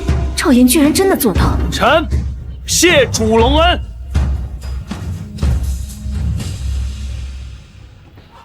参见大夏王。国师，这不见外了吗？王爷，可别忘了咱们的赌约啊！什么赌约啊？本王怎么不知道？赵岩，你是想赖账不成？是你先耍赖的，我赖个账，有什么不正常的吗？咱们走着瞧。咦，嘿嘿。国师怎么气呼呼的走了？哦，他可能大姨妈来了吧？大姨妈？丈母娘，现在咱们是不是能在京都立足了？赵岩，你不恨我吗？恨你？之前我这么嫌弃你，还百般阻挠你和西瑶的关系。如今你贵为大夏王，难道你对过去一点都不记恨吗？哼，我是男子汉，要是记恨你，那也太小肚鸡肠了吧？哎，以前我也是有些荒唐，承蒙您没有背信弃义，还将我招入林家，要不然我早不知道死哪儿去了。您可是我的恩人，娘。看着我干什么？我脸上有花啊？没什么，就是你突然这样子，让我有点不适应，甚至有点害怕。我好不容易认真了一回，你们还不习惯了？还是这样没皮没脸的比较适合你。从今天开始，你就是家主，家里的一切事情由你掌握。这个林宅也改叫赵宅吧。那丈母娘，我跟西瑶，我们俩要是同房的话，您不会做那个吧？大白天的，胡说什么呢你？你们两个过日子，跟我这个为娘说什么？老爸，那咱们今天晚上，我可以成全您，那你呢？给我解释一件事情。什么事情啊？你和陛下到底是什么情况？那天我在库房，我见你们俩手拉着手，陛下眼眶湿润，明显哭过。你给我一个解释。那天我在库房，我见你们俩手拉着手，陛下眼眶湿润，明显哭过。你给我一个解释。你不是说不听解释吗？我现在要听。你要是解释不了，我就守一辈子寡。哼！嘿，哎呀，头大。姑爷，北宁公主送来请帖，邀请您去商谈两国事宜。耶律红玉，我知道了。慢着。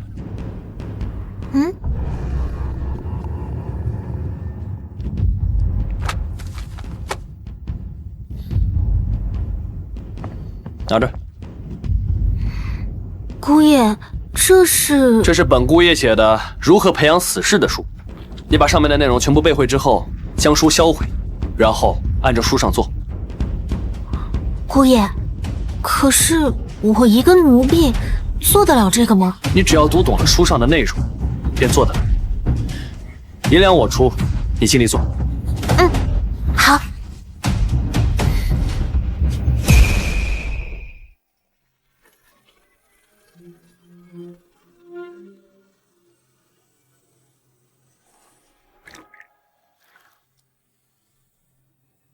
赵公子，哦，不对，应该叫你大夏王吧？才我吗？没有吧？红玉不是那个意思，大夏王，红玉敬你一杯。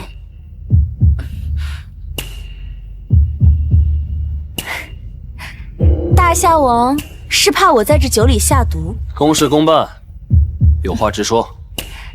好，那我就直说了，大夏王就没有想过改朝换代，自立为帝？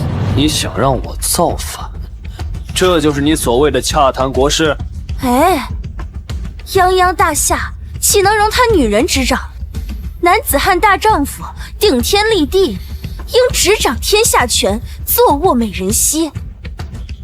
你难道就不想体验一下当皇帝是什么感觉吗？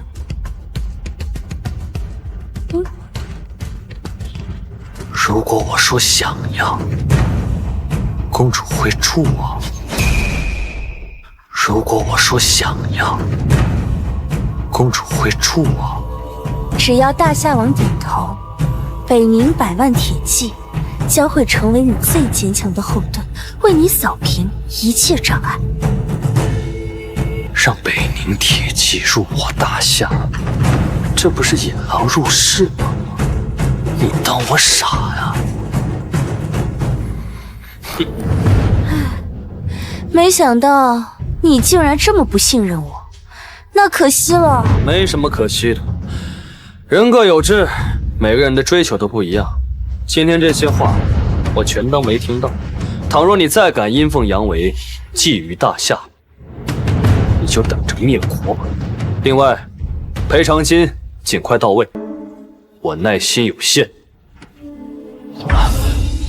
你对我做了什么？没喝你的酒。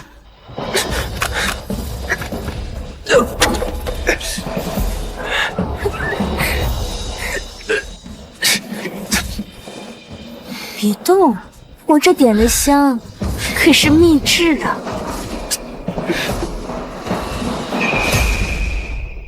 启奏陛下，京城各地百姓近期购粮需求量变大，各粮仓存粮锐减，最多还能支撑1个月。这大夏与北宁已和谈，并无战事，百姓们为何囤粮啊？据朕所知，今年都城周边都是大丰收，怎么会出现如此状况？回陛下，臣也不知。但若再不解决，京城内必定出现粮荒。那就先从合济、长云两省调粮入京，以解燃眉之需。陛下，合济、长云两省都遭水灾，恐无力调运。如果从其他地方调运，起码需要2月才能抵京，根本来不及啊！这，皇叔，你怎么看？啊，启奏陛下，臣不知。来人，宣国师与大夏王速速觐见。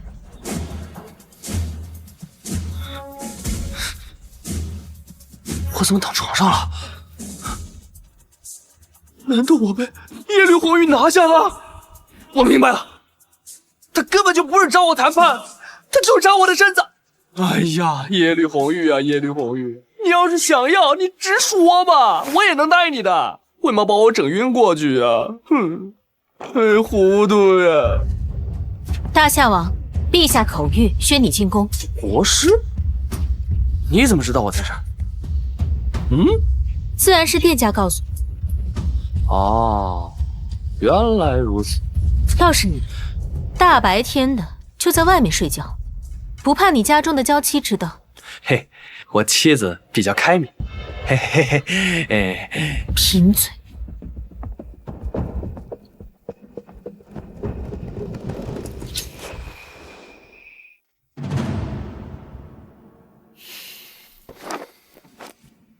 陛下万岁万岁万万岁！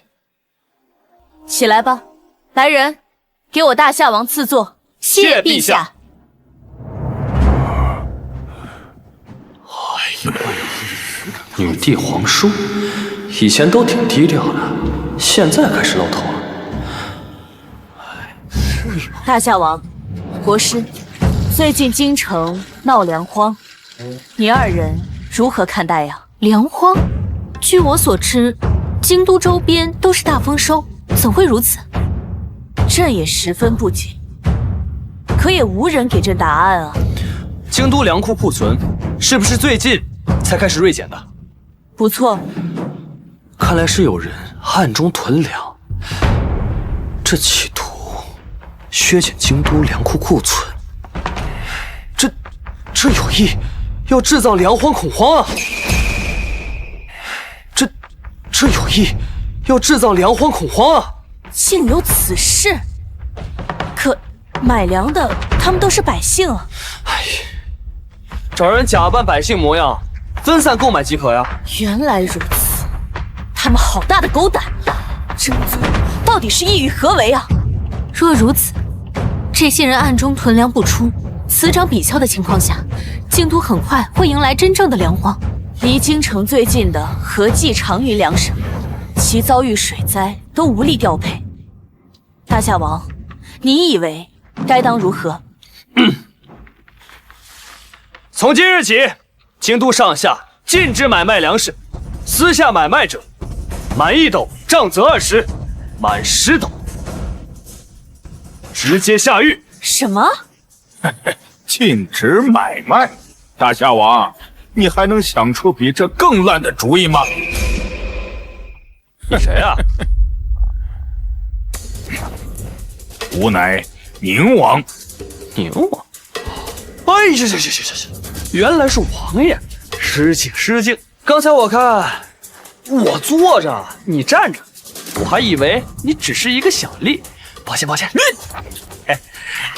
这帮人暗中囤粮，意欲削减粮库库存，现在禁止买卖粮食，可以精准打击他们的目的。如此办法为何不妥？如果是这样，那真正需要买粮食的百姓怎么办？凡事有利有弊，暗中囤粮者乃狼子野心，只能从根源上解决麻烦，然后再想办法解决弊端。好一个再想办法解决弊端！如果你禁止买卖粮食，必会引起百姓恐慌，激起民怨，那个时候就该千刀万剐。哎呀，竟如此严重！那不如这样，陛下，粮荒之事还是交予宁王处置吧。陛下，粮荒之事还是交予宁王处置吧。我可没有这通天之能。这不就得了？做不到就闭嘴，好好站着。赵岩，宁王乃是朕的皇叔，休得无礼。是，陛下。嘿嘿嘿，宁王，抱歉，我没别的意思啊。就是如果没人接手这烫手的山芋，那我只能硬着头皮接了。只希望其他人别说风凉话。好了，既然如此，那此事就交为大夏王全权处理。是，陛下。慢着！怎么，皇叔是对朕的安排不满？陛下，臣并无此意，只是觉得大夏王如此行事，只怕引起祸端呐。不如就让他签下军令状，若无法完成，该当如何呀？陛下，这事还是交给宁王吧。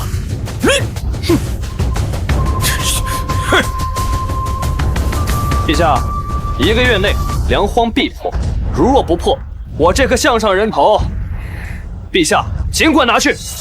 好，大夏王一言九鼎，那本王就放心了。来人，传旨，京都城内有人蓄意囤粮，意图不轨，故暂停境内粮食买卖，待朕查明真相，方再解禁。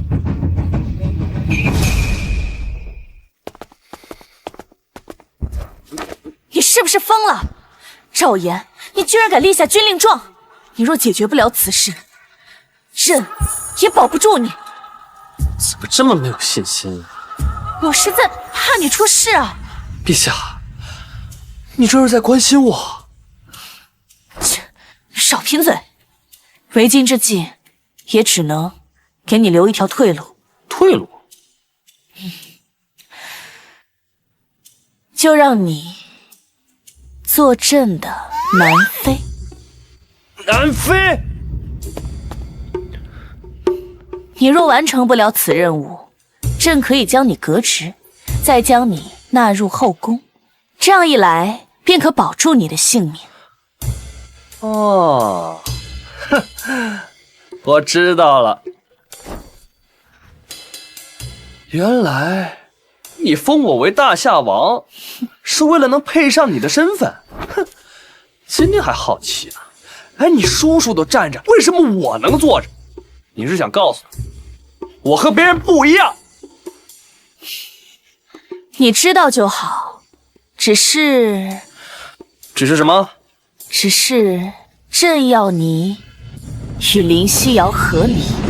什么？怎么，有何不可吗？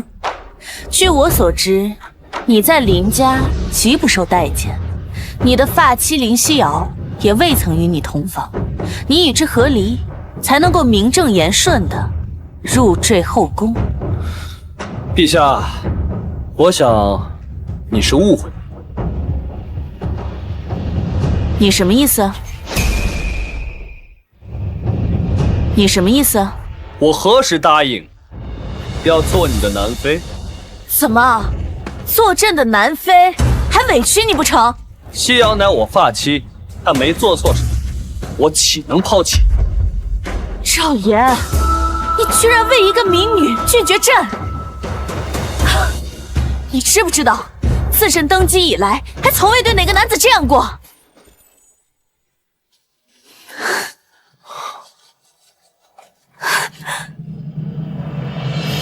少爷，你干什么？这可是皇宫！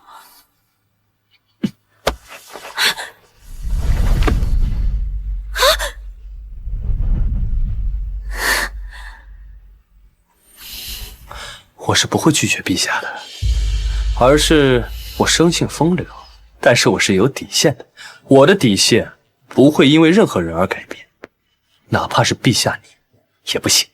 倘如今日我为了陛下而抛弃我的妻子，那我妻子一家人该如何看我呢？天下百姓如何看我？陛下，臣还有粮荒一事需要处理，先行告退。难道朕真的不如他的妻子？王公子，朝廷突然下令禁止买卖粮食，我们该如何是好啊？目前囤粮情况如何？京都近70%粮食已经被我们收入囊中。既然朝廷禁止买卖，那我们囤着便是。这不过是他们阻止我们收购粮食的无用之举罢了。可现在禁止买卖粮食，咱们这么多粮食岂不是砸在手里？毕竟如此多的存粮，花费金额巨大不收，粮食就这么放着，每日都会有损耗，长久下去如何是好啊？长久？你以为朝廷耗得起？百姓手里本就不多，用不了多久就会有人饿肚子，到时候百姓生怨，你觉得朝廷压得住吗？哦，原来如此。到时候朝廷解禁，我们再高价卖出，岂不美哉？王公子，我等这般行径，真的不怕朝廷追究？囤积粮食，哄抬粮价，这罪名可不小啊！搞不好是要抄家灭族的。赵会长，收集粮食那是正常的商业行为，何来囤积一说呀？至于哄抬物价，那更是无稽之谈。你想想，这存储、人工哪不需要银子？我们只是加点钱再卖出去，这不是很合理吗？可是，我知道赵会长在担忧什么。你放心，我们所收的粮食都存放在安全之处，就算朝廷也查不到。另外，再给您透个底，我在替宁王办事。宁王，宁王殿下，他这么做是意欲何为啊？不用知道那么多，跟着做便是。启禀公子，大夏王邀你府上一叙。好。看来赵岩那狗东西坐不住了是吗？王公子，赵岩如今可是大夏的异姓王，深受陛下恩宠。今日叫你去，恐怕是来者不善呢。怕什么？会他去。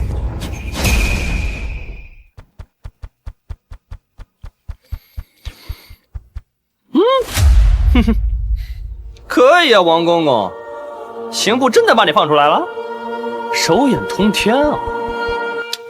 看大夏王说的这话，我本就是冤枉的。刑部调查真相，还我清白，有何不妥？你绑架我媳妇，意图不轨，你清白。大夏王可别胡说啊！明明是你家夫人跑到我王家来的。哎，我王家上上下下几百号人都能做到。不错不错，还真抓不到把柄。不知王爷叫草民来，所谓何事？听说你们商会存了些粮食，是否卖给朝廷一些？王爷，这是想套我的话？多心了，此次我只为美啊。既然禁止买卖粮食，人心惶惶，我们商会呢确实有些余粮，不过只有10万斤。若朝廷愿意，代臣愿意卖出一半。10万斤？我最近算了笔账，京都往年来都是大丰收，这突然出现了粮荒，前后合计至少有数百万斤粮食不知所踪。你们商会就这么点儿？这只是王爷的猜测，商会啊，的确就这么多。要是让我查出不止这些，那我就要治你们商会一个隐匿之罪。王爷呢，既然不信，那代臣也没有什么办法。若是王爷愿意调查，商会全力配合。行，5万斤就5万斤吧，我买了。可以，不过啊，粮价起码要涨个3倍，要不然呢，我怕商会大家伙不同意。好大的胆子！王代臣，你想发国难财？王爷此言差矣。由于禁售，粮食贵得如同真金白银，只涨3倍，也是商会考虑到朝廷的负担，才卖出5万斤。若是王爷觉得不妥，那代臣不卖便是。那你就自己留着吧，你可以滚了。王爷，告辞。哼。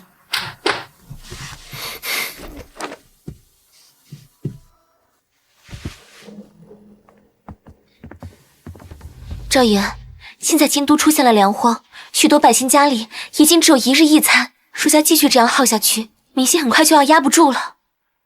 虽然王大臣的要求可恶了些，但能满5万斤也很不错了。夕瑶，不必担心，赵言自有他的打算。还是我丈母娘了解我，此次叫王大臣来，我只为试探试探。现如今知道这批粮食就在他的手里，知道了目标就好办多了。没错，要破局必须有目标性。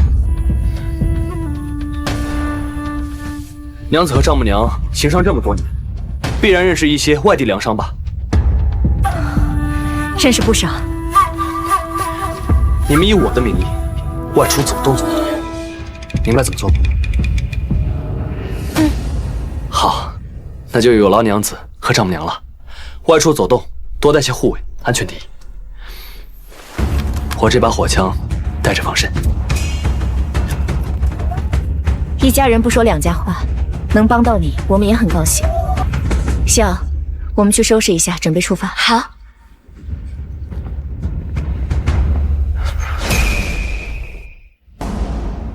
陛下，禁售粮食已经过去半月有余，民生哀怨已经快压不住了。臣斗胆恳请陛下解除限令，让百姓正常交易。恳请陛下解除限令。大夏王禁止贩卖举措，有违天理，其心可诛。臣要弹劾大夏王。有违天理，其心可诛。陛下，文武百官均觉得此事太过分了，希望您慎重考虑考虑。肃静！如此吵闹，陛下还如何发言？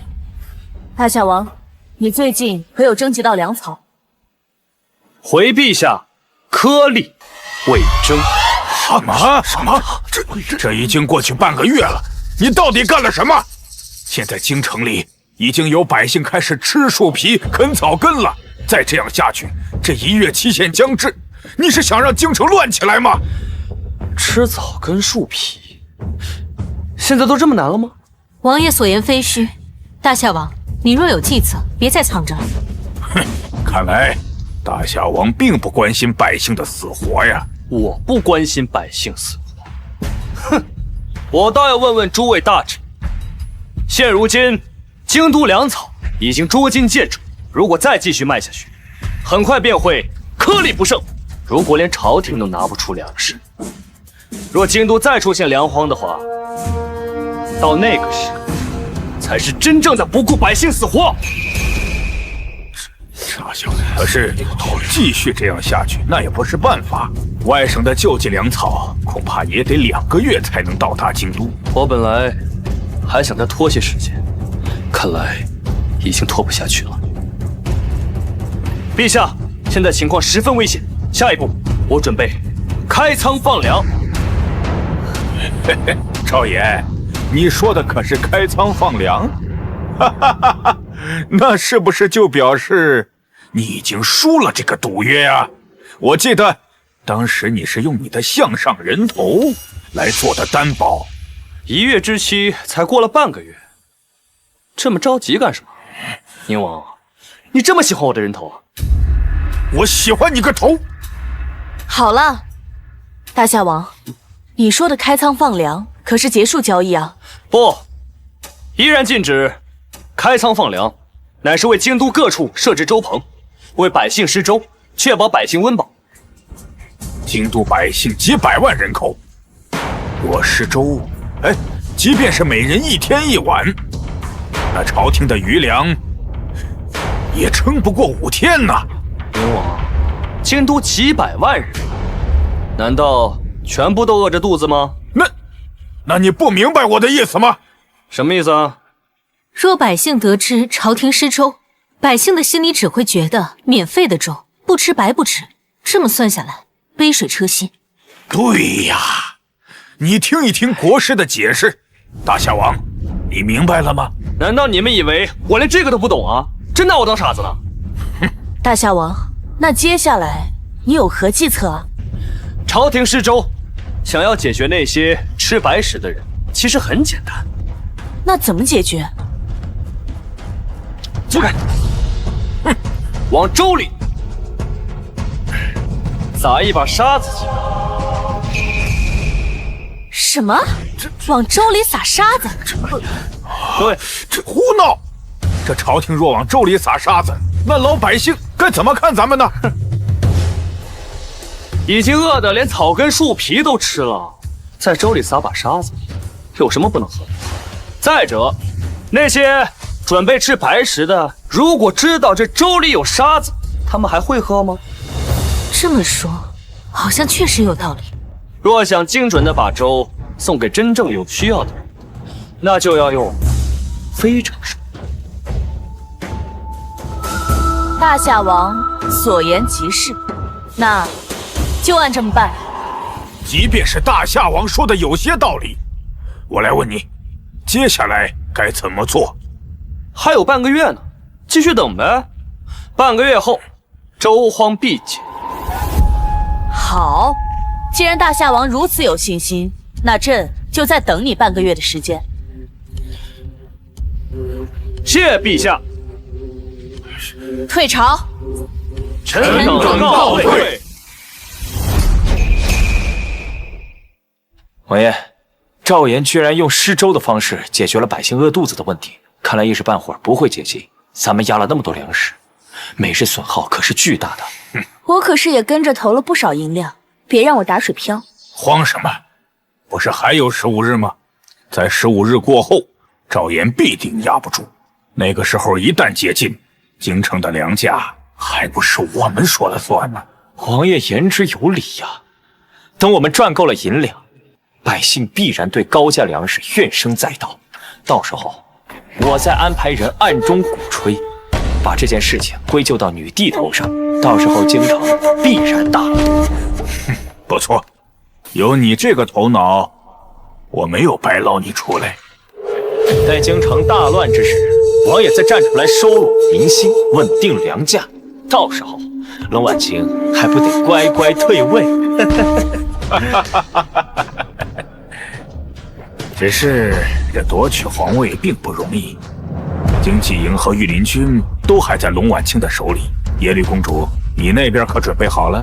王爷放心，10万北宁勇士早已潜伏在京城周围，只要王爷一声令下，随时可以出动。就是王爷别忘了答应本公主的条件。待我登上皇位，天域关及北方5省都会送于北宁。王爷，我只求一事，等您登基之后，一定要将赵岩交给卑职处置。哎，放心吧，到时候我把他交给你，想怎么处置就怎么处置。谢王爷。叶老板，此话当真？大夏王真的要解除禁令啊？那是必然，我女婿乃是大夏王，朝廷上都有他一座。我也是一收到消息就赶紧出来，把这个消息告诉大家。各位老板，京城粮食已短缺许久，解禁在即，若那时能在京城贩卖粮食，定能赚个盆满钵满。可是我们外地商会要到京都贩卖粮草，得通过京都商会的同意才行，不然……老板的意思是，我夫君大夏王的名声，还不如区区一个商会。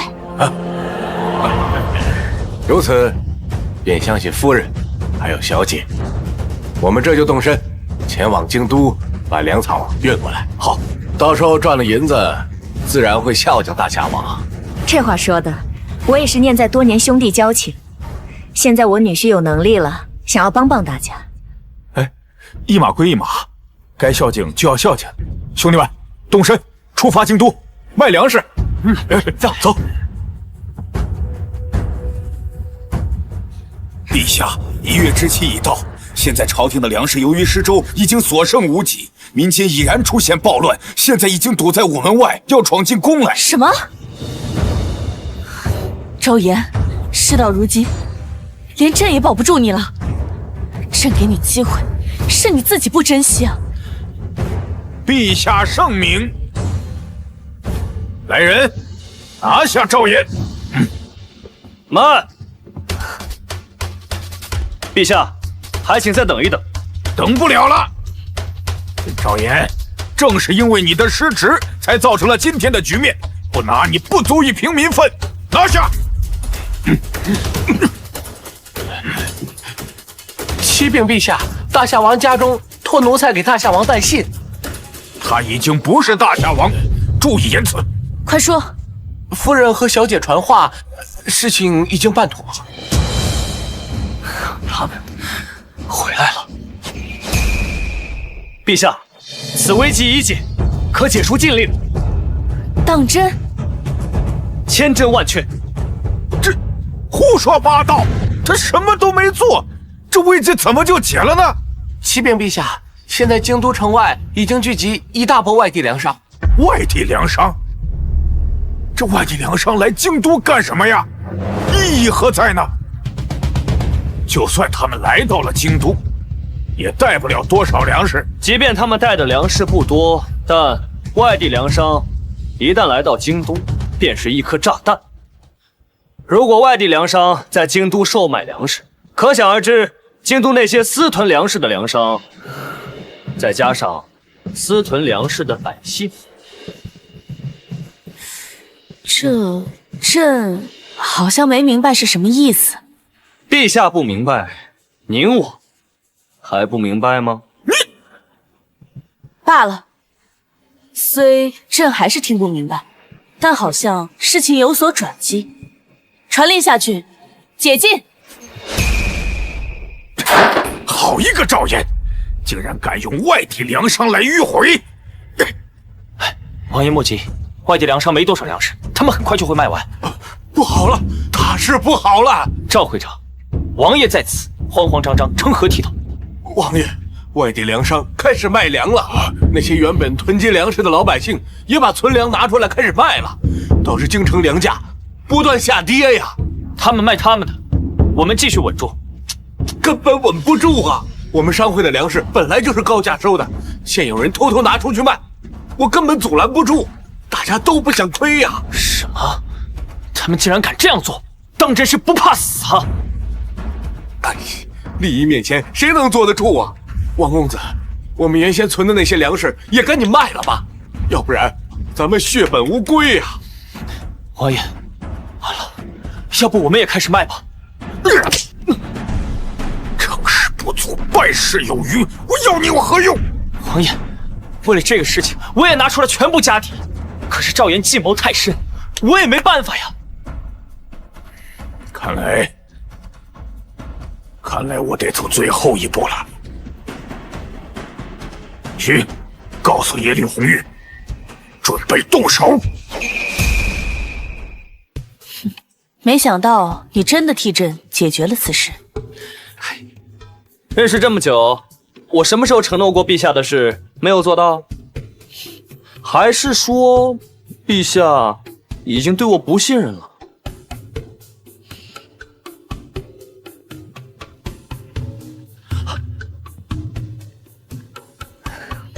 赵岩，若你实在舍不得那妻子，朕答应你，不让你跟他和离。答非所问。问你不答。好了，现在粮荒已经解决，只是咱们今天可是把宁王给逼急喽。逼急？你的意思是，难道宁王他……启禀陛下，启禀陛下，宁王带着大量人马杀入宫内。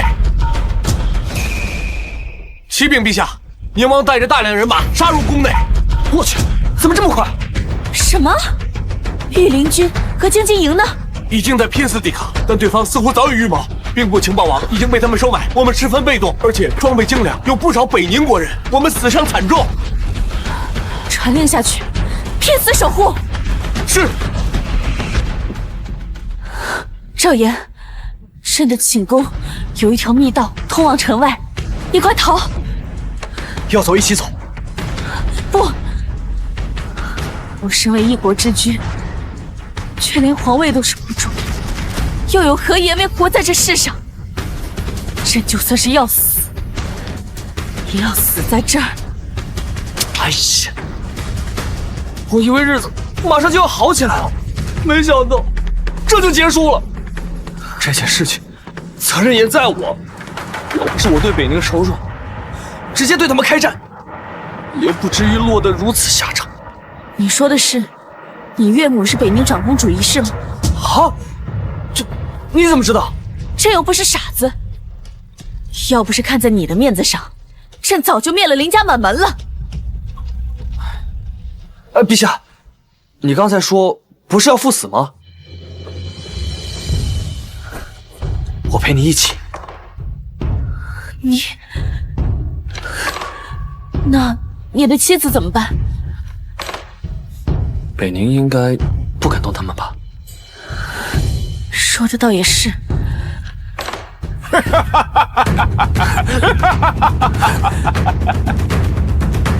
罗婉清，你该退位了。王叔，你敢造反？造反？严重了，严重了！再怎么说，我也是皇家血统，先帝的儿子，我才是正统的继承人。去，把赵岩给我抓起来，交与王代臣处置。赵岩，这一次我要让你求生不得，求死不能。慢着！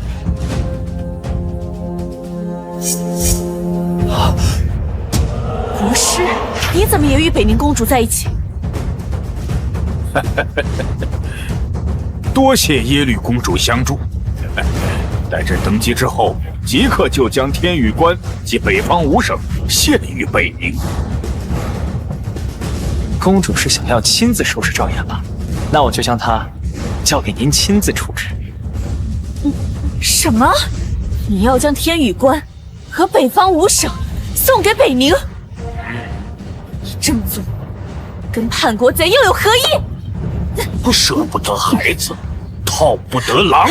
龙成康，你欺师灭祖，不得好死！你骂吧，你就是骂破喉咙，也不会有人来救你。以后你再也没有机会喊救命了。去，把他给我带过去。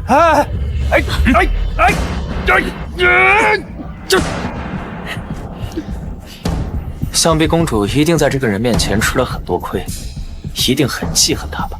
那不如代臣替我剐了他。不，耶律侯爷，你打算怎么处置我呀？你真要杀了我呀？娄婉清不能留，至于你嘛，本公主舍不得。哼，毕竟还要靠你继承皇位呢。什么？什么情况？我继承皇位？什么？耶律公主，你怎么能让赵岩继承皇位？你这是什么意思？意思就是说，你不过就是我的一颗棋子。我呢，只是为了利用你，让人马进入皇宫。现在用完了，也该结束了。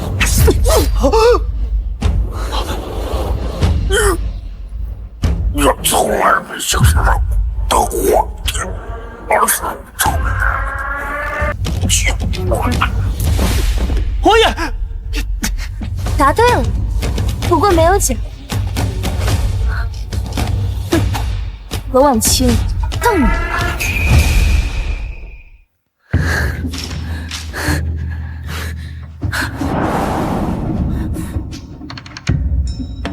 国师，陛下，你退位吧。你说什么？我说，陛下将皇位传于大夏，或许还能保你一命。国师，你为何要让朕将皇位传给赵岩？莫非你竟然与北宁人勾结？所有这一切都是你的筹谋！我冤枉呀！陛下，我什么都不知道，我到现在还不知道什么情况呢。国师，你到底是谁？你我虽是君臣，但早已情同姐妹，你为何要与北宁人勾结？陛下，他不是勾结，他本来就是北宁人。嘿，我猜的没错吧？耶律单于殿下。什么？你是怎么猜到我的身份的？哼，难道你忘了我丈母娘是谁？丈母娘，你能跟我聊聊你那个北宁的侄女儿耶律红玉吗？她赖在京城不走，我老觉得她肯定要搞什么事情。红玉很有野心，很聪明，从她隐藏在还乡阁就可以看得出来。不过，她的姐姐要比她厉害许多。姐姐？我的皇兄有3子2女，红玉最小。她有个姐姐叫耶律单于，是继我之后的北宁长公主。单于5岁时便斗败了皇兄身边的智囊团，7岁便打造出了联盟，助北宁称霸关外。只不过什么？不过她10岁的时候失踪了，至今杳无音讯。智慧超群，还会制造？难道？看来还是我隐瞒的不够。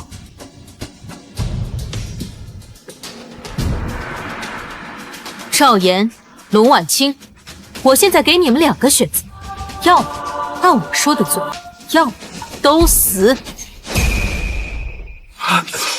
如果赵岩当了皇帝，皇公子，咱们该怎么办？我也不知道。事已至此，你们动手也不急于一时。我就是好奇，你为什么会找我呀？你怎么没有一剑直接把龙婉清给杀了？你是国师，他这么信任你。杀了一个大夏皇帝，还会有另一个大夏皇帝。杀了他，有什么实质性的作用？当初我选你，是为了让龙婉清失德，一个废物赘婿，却得到皇帝的偏爱，无论是群臣还是百姓，都会对他不满。借由此事，造成朝廷动荡，消耗大夏国力。也就是说，当初你给我的推测都是假的。赵岩，他根本就不是天运之人。没错，这就是一个骗局。可我没想到的是，赵岩竟然如此出人意料。无论是在集市上击溃那些杀手，还是在群英楼质押一众才俊，又弄出了火龙跟龙吟魄，现在又解决了粮荒。起初我本以为你只是个废物，可我渐渐地发现，赵岩乃是大势奇才，只有他当上大夏的皇帝，两国才能真正的和平。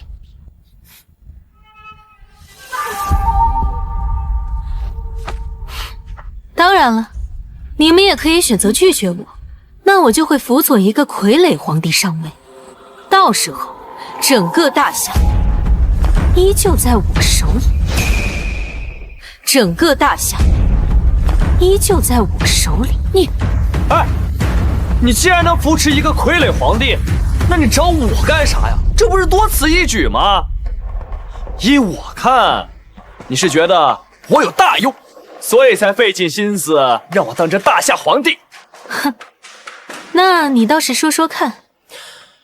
你3岁战胜北宁智囊团，7岁制造联弩，10岁失踪，潜入大夏，一举成为大夏一人之下万人之上的丞相。像你这等人，怎么可能只觊觎一个大夏？你想要的是其他诸国全部都收入囊中吗？而这龙吟魄就是关键。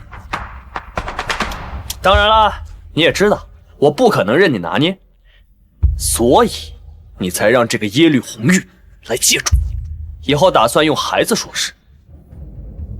当然了，你也不可能只有一个底牌，婉清和西瑶就是你另外一个底牌，让他们来威胁我。什么？你与耶律红玉？那林夕瑶知道吗？陛下，这不是讨论这个的时候。不愧是本公主看中的人，竟然将我的计划猜得丝毫不差。不过，有一点，你错了。哦？哪错了？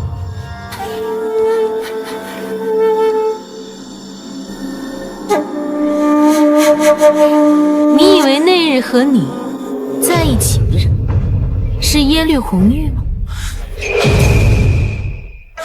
你说什么？那不是他，难道还……你，哼！就算我猜错了，不过你们也猜错了。什么错了？你们以为我没有后手吗？后手？动手！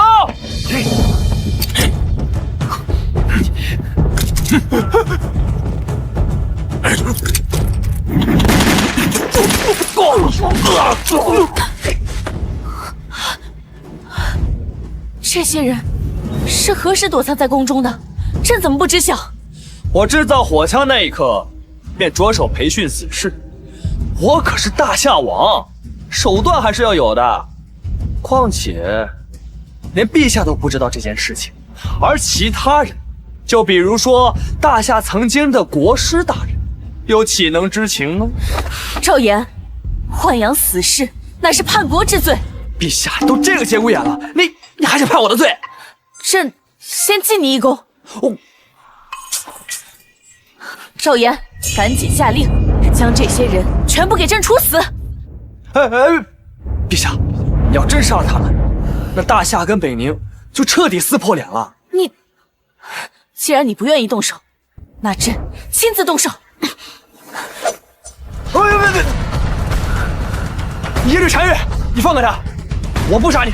放了他可以，不过只拿你来换。好，我来当人质。赵岩，你……陛下，一切为了大夏，无妨。你们都听着，以后所有人都要听命于陛下，陛下的命令就是我的命令。陛下让你们做什么，都不可违背，哪怕是杀了我，明白吗？明白。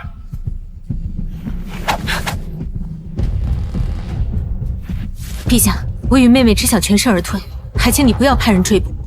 另外，请陛下下令肃清京城到天宇关的道路，否则赵岩将性命不保。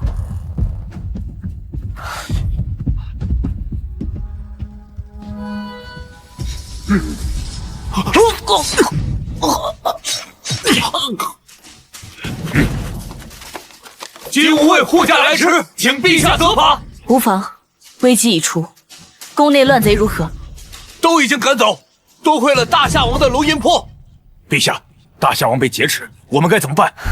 他们想要要挟大夏王去北宁，朕绝对不会让他们得逞。尔等速速随朕去追北宁公主，定要把大夏王给朕抢回来。耶律单于，立即将大夏王给放了，朕可以饶你们二人不死。饶我们不死，恐怕你是想把我们两姐妹永远囚禁在大夏吧？要是这样，还不如一死了之。大夏王，看来这个女人并不在意你的死活，否则的话，她就不会带人来追了。陛下，原来你真想杀我，原来你真想杀了我。不是朕狠心，若你跟他们去了北宁，我大夏将永无宁日。我没错，你也没错，你想做什么就做什么吧。你们听陛下的。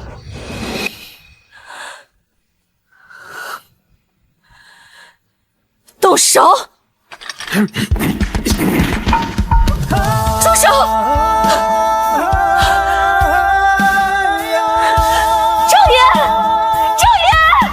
陛下，我们开枪之时，大夏王三人已经跌入悬崖。赵岩，朕后悔了，朕不想让你死，朕还想嫁给你呢，赵岩。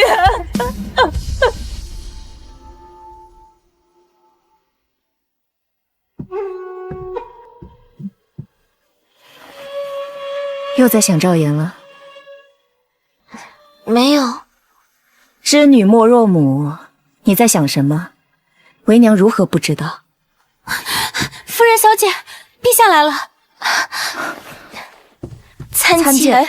不必行礼，都是一家人，别客气。赵岩还没有消息吧？赵岩那个狗东西，跳崖没死，还娶了耶律两姐妹，还跟他们跑去了北宁，2年多未归家。西瑶，别想他了，朕再给你介绍个好夫婿。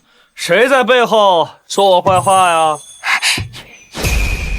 谁在背后说我坏话呀？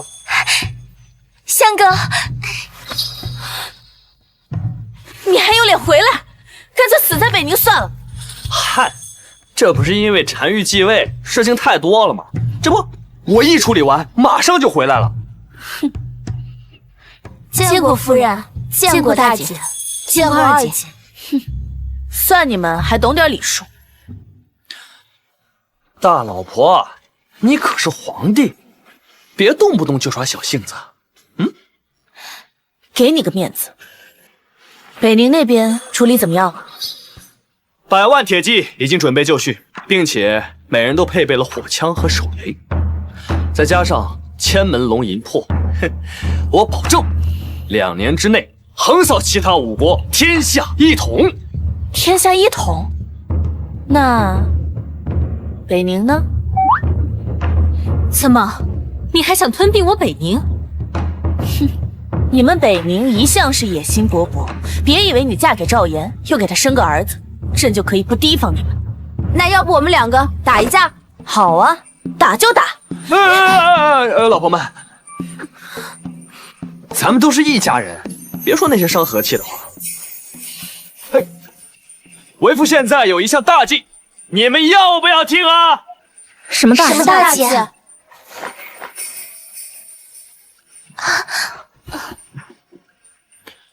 为父的大计就是造神。老婆们，来吧！赵岩，姑爷，你抓我做什么？真是还没准备好，还想多吃多占，跟我们进房。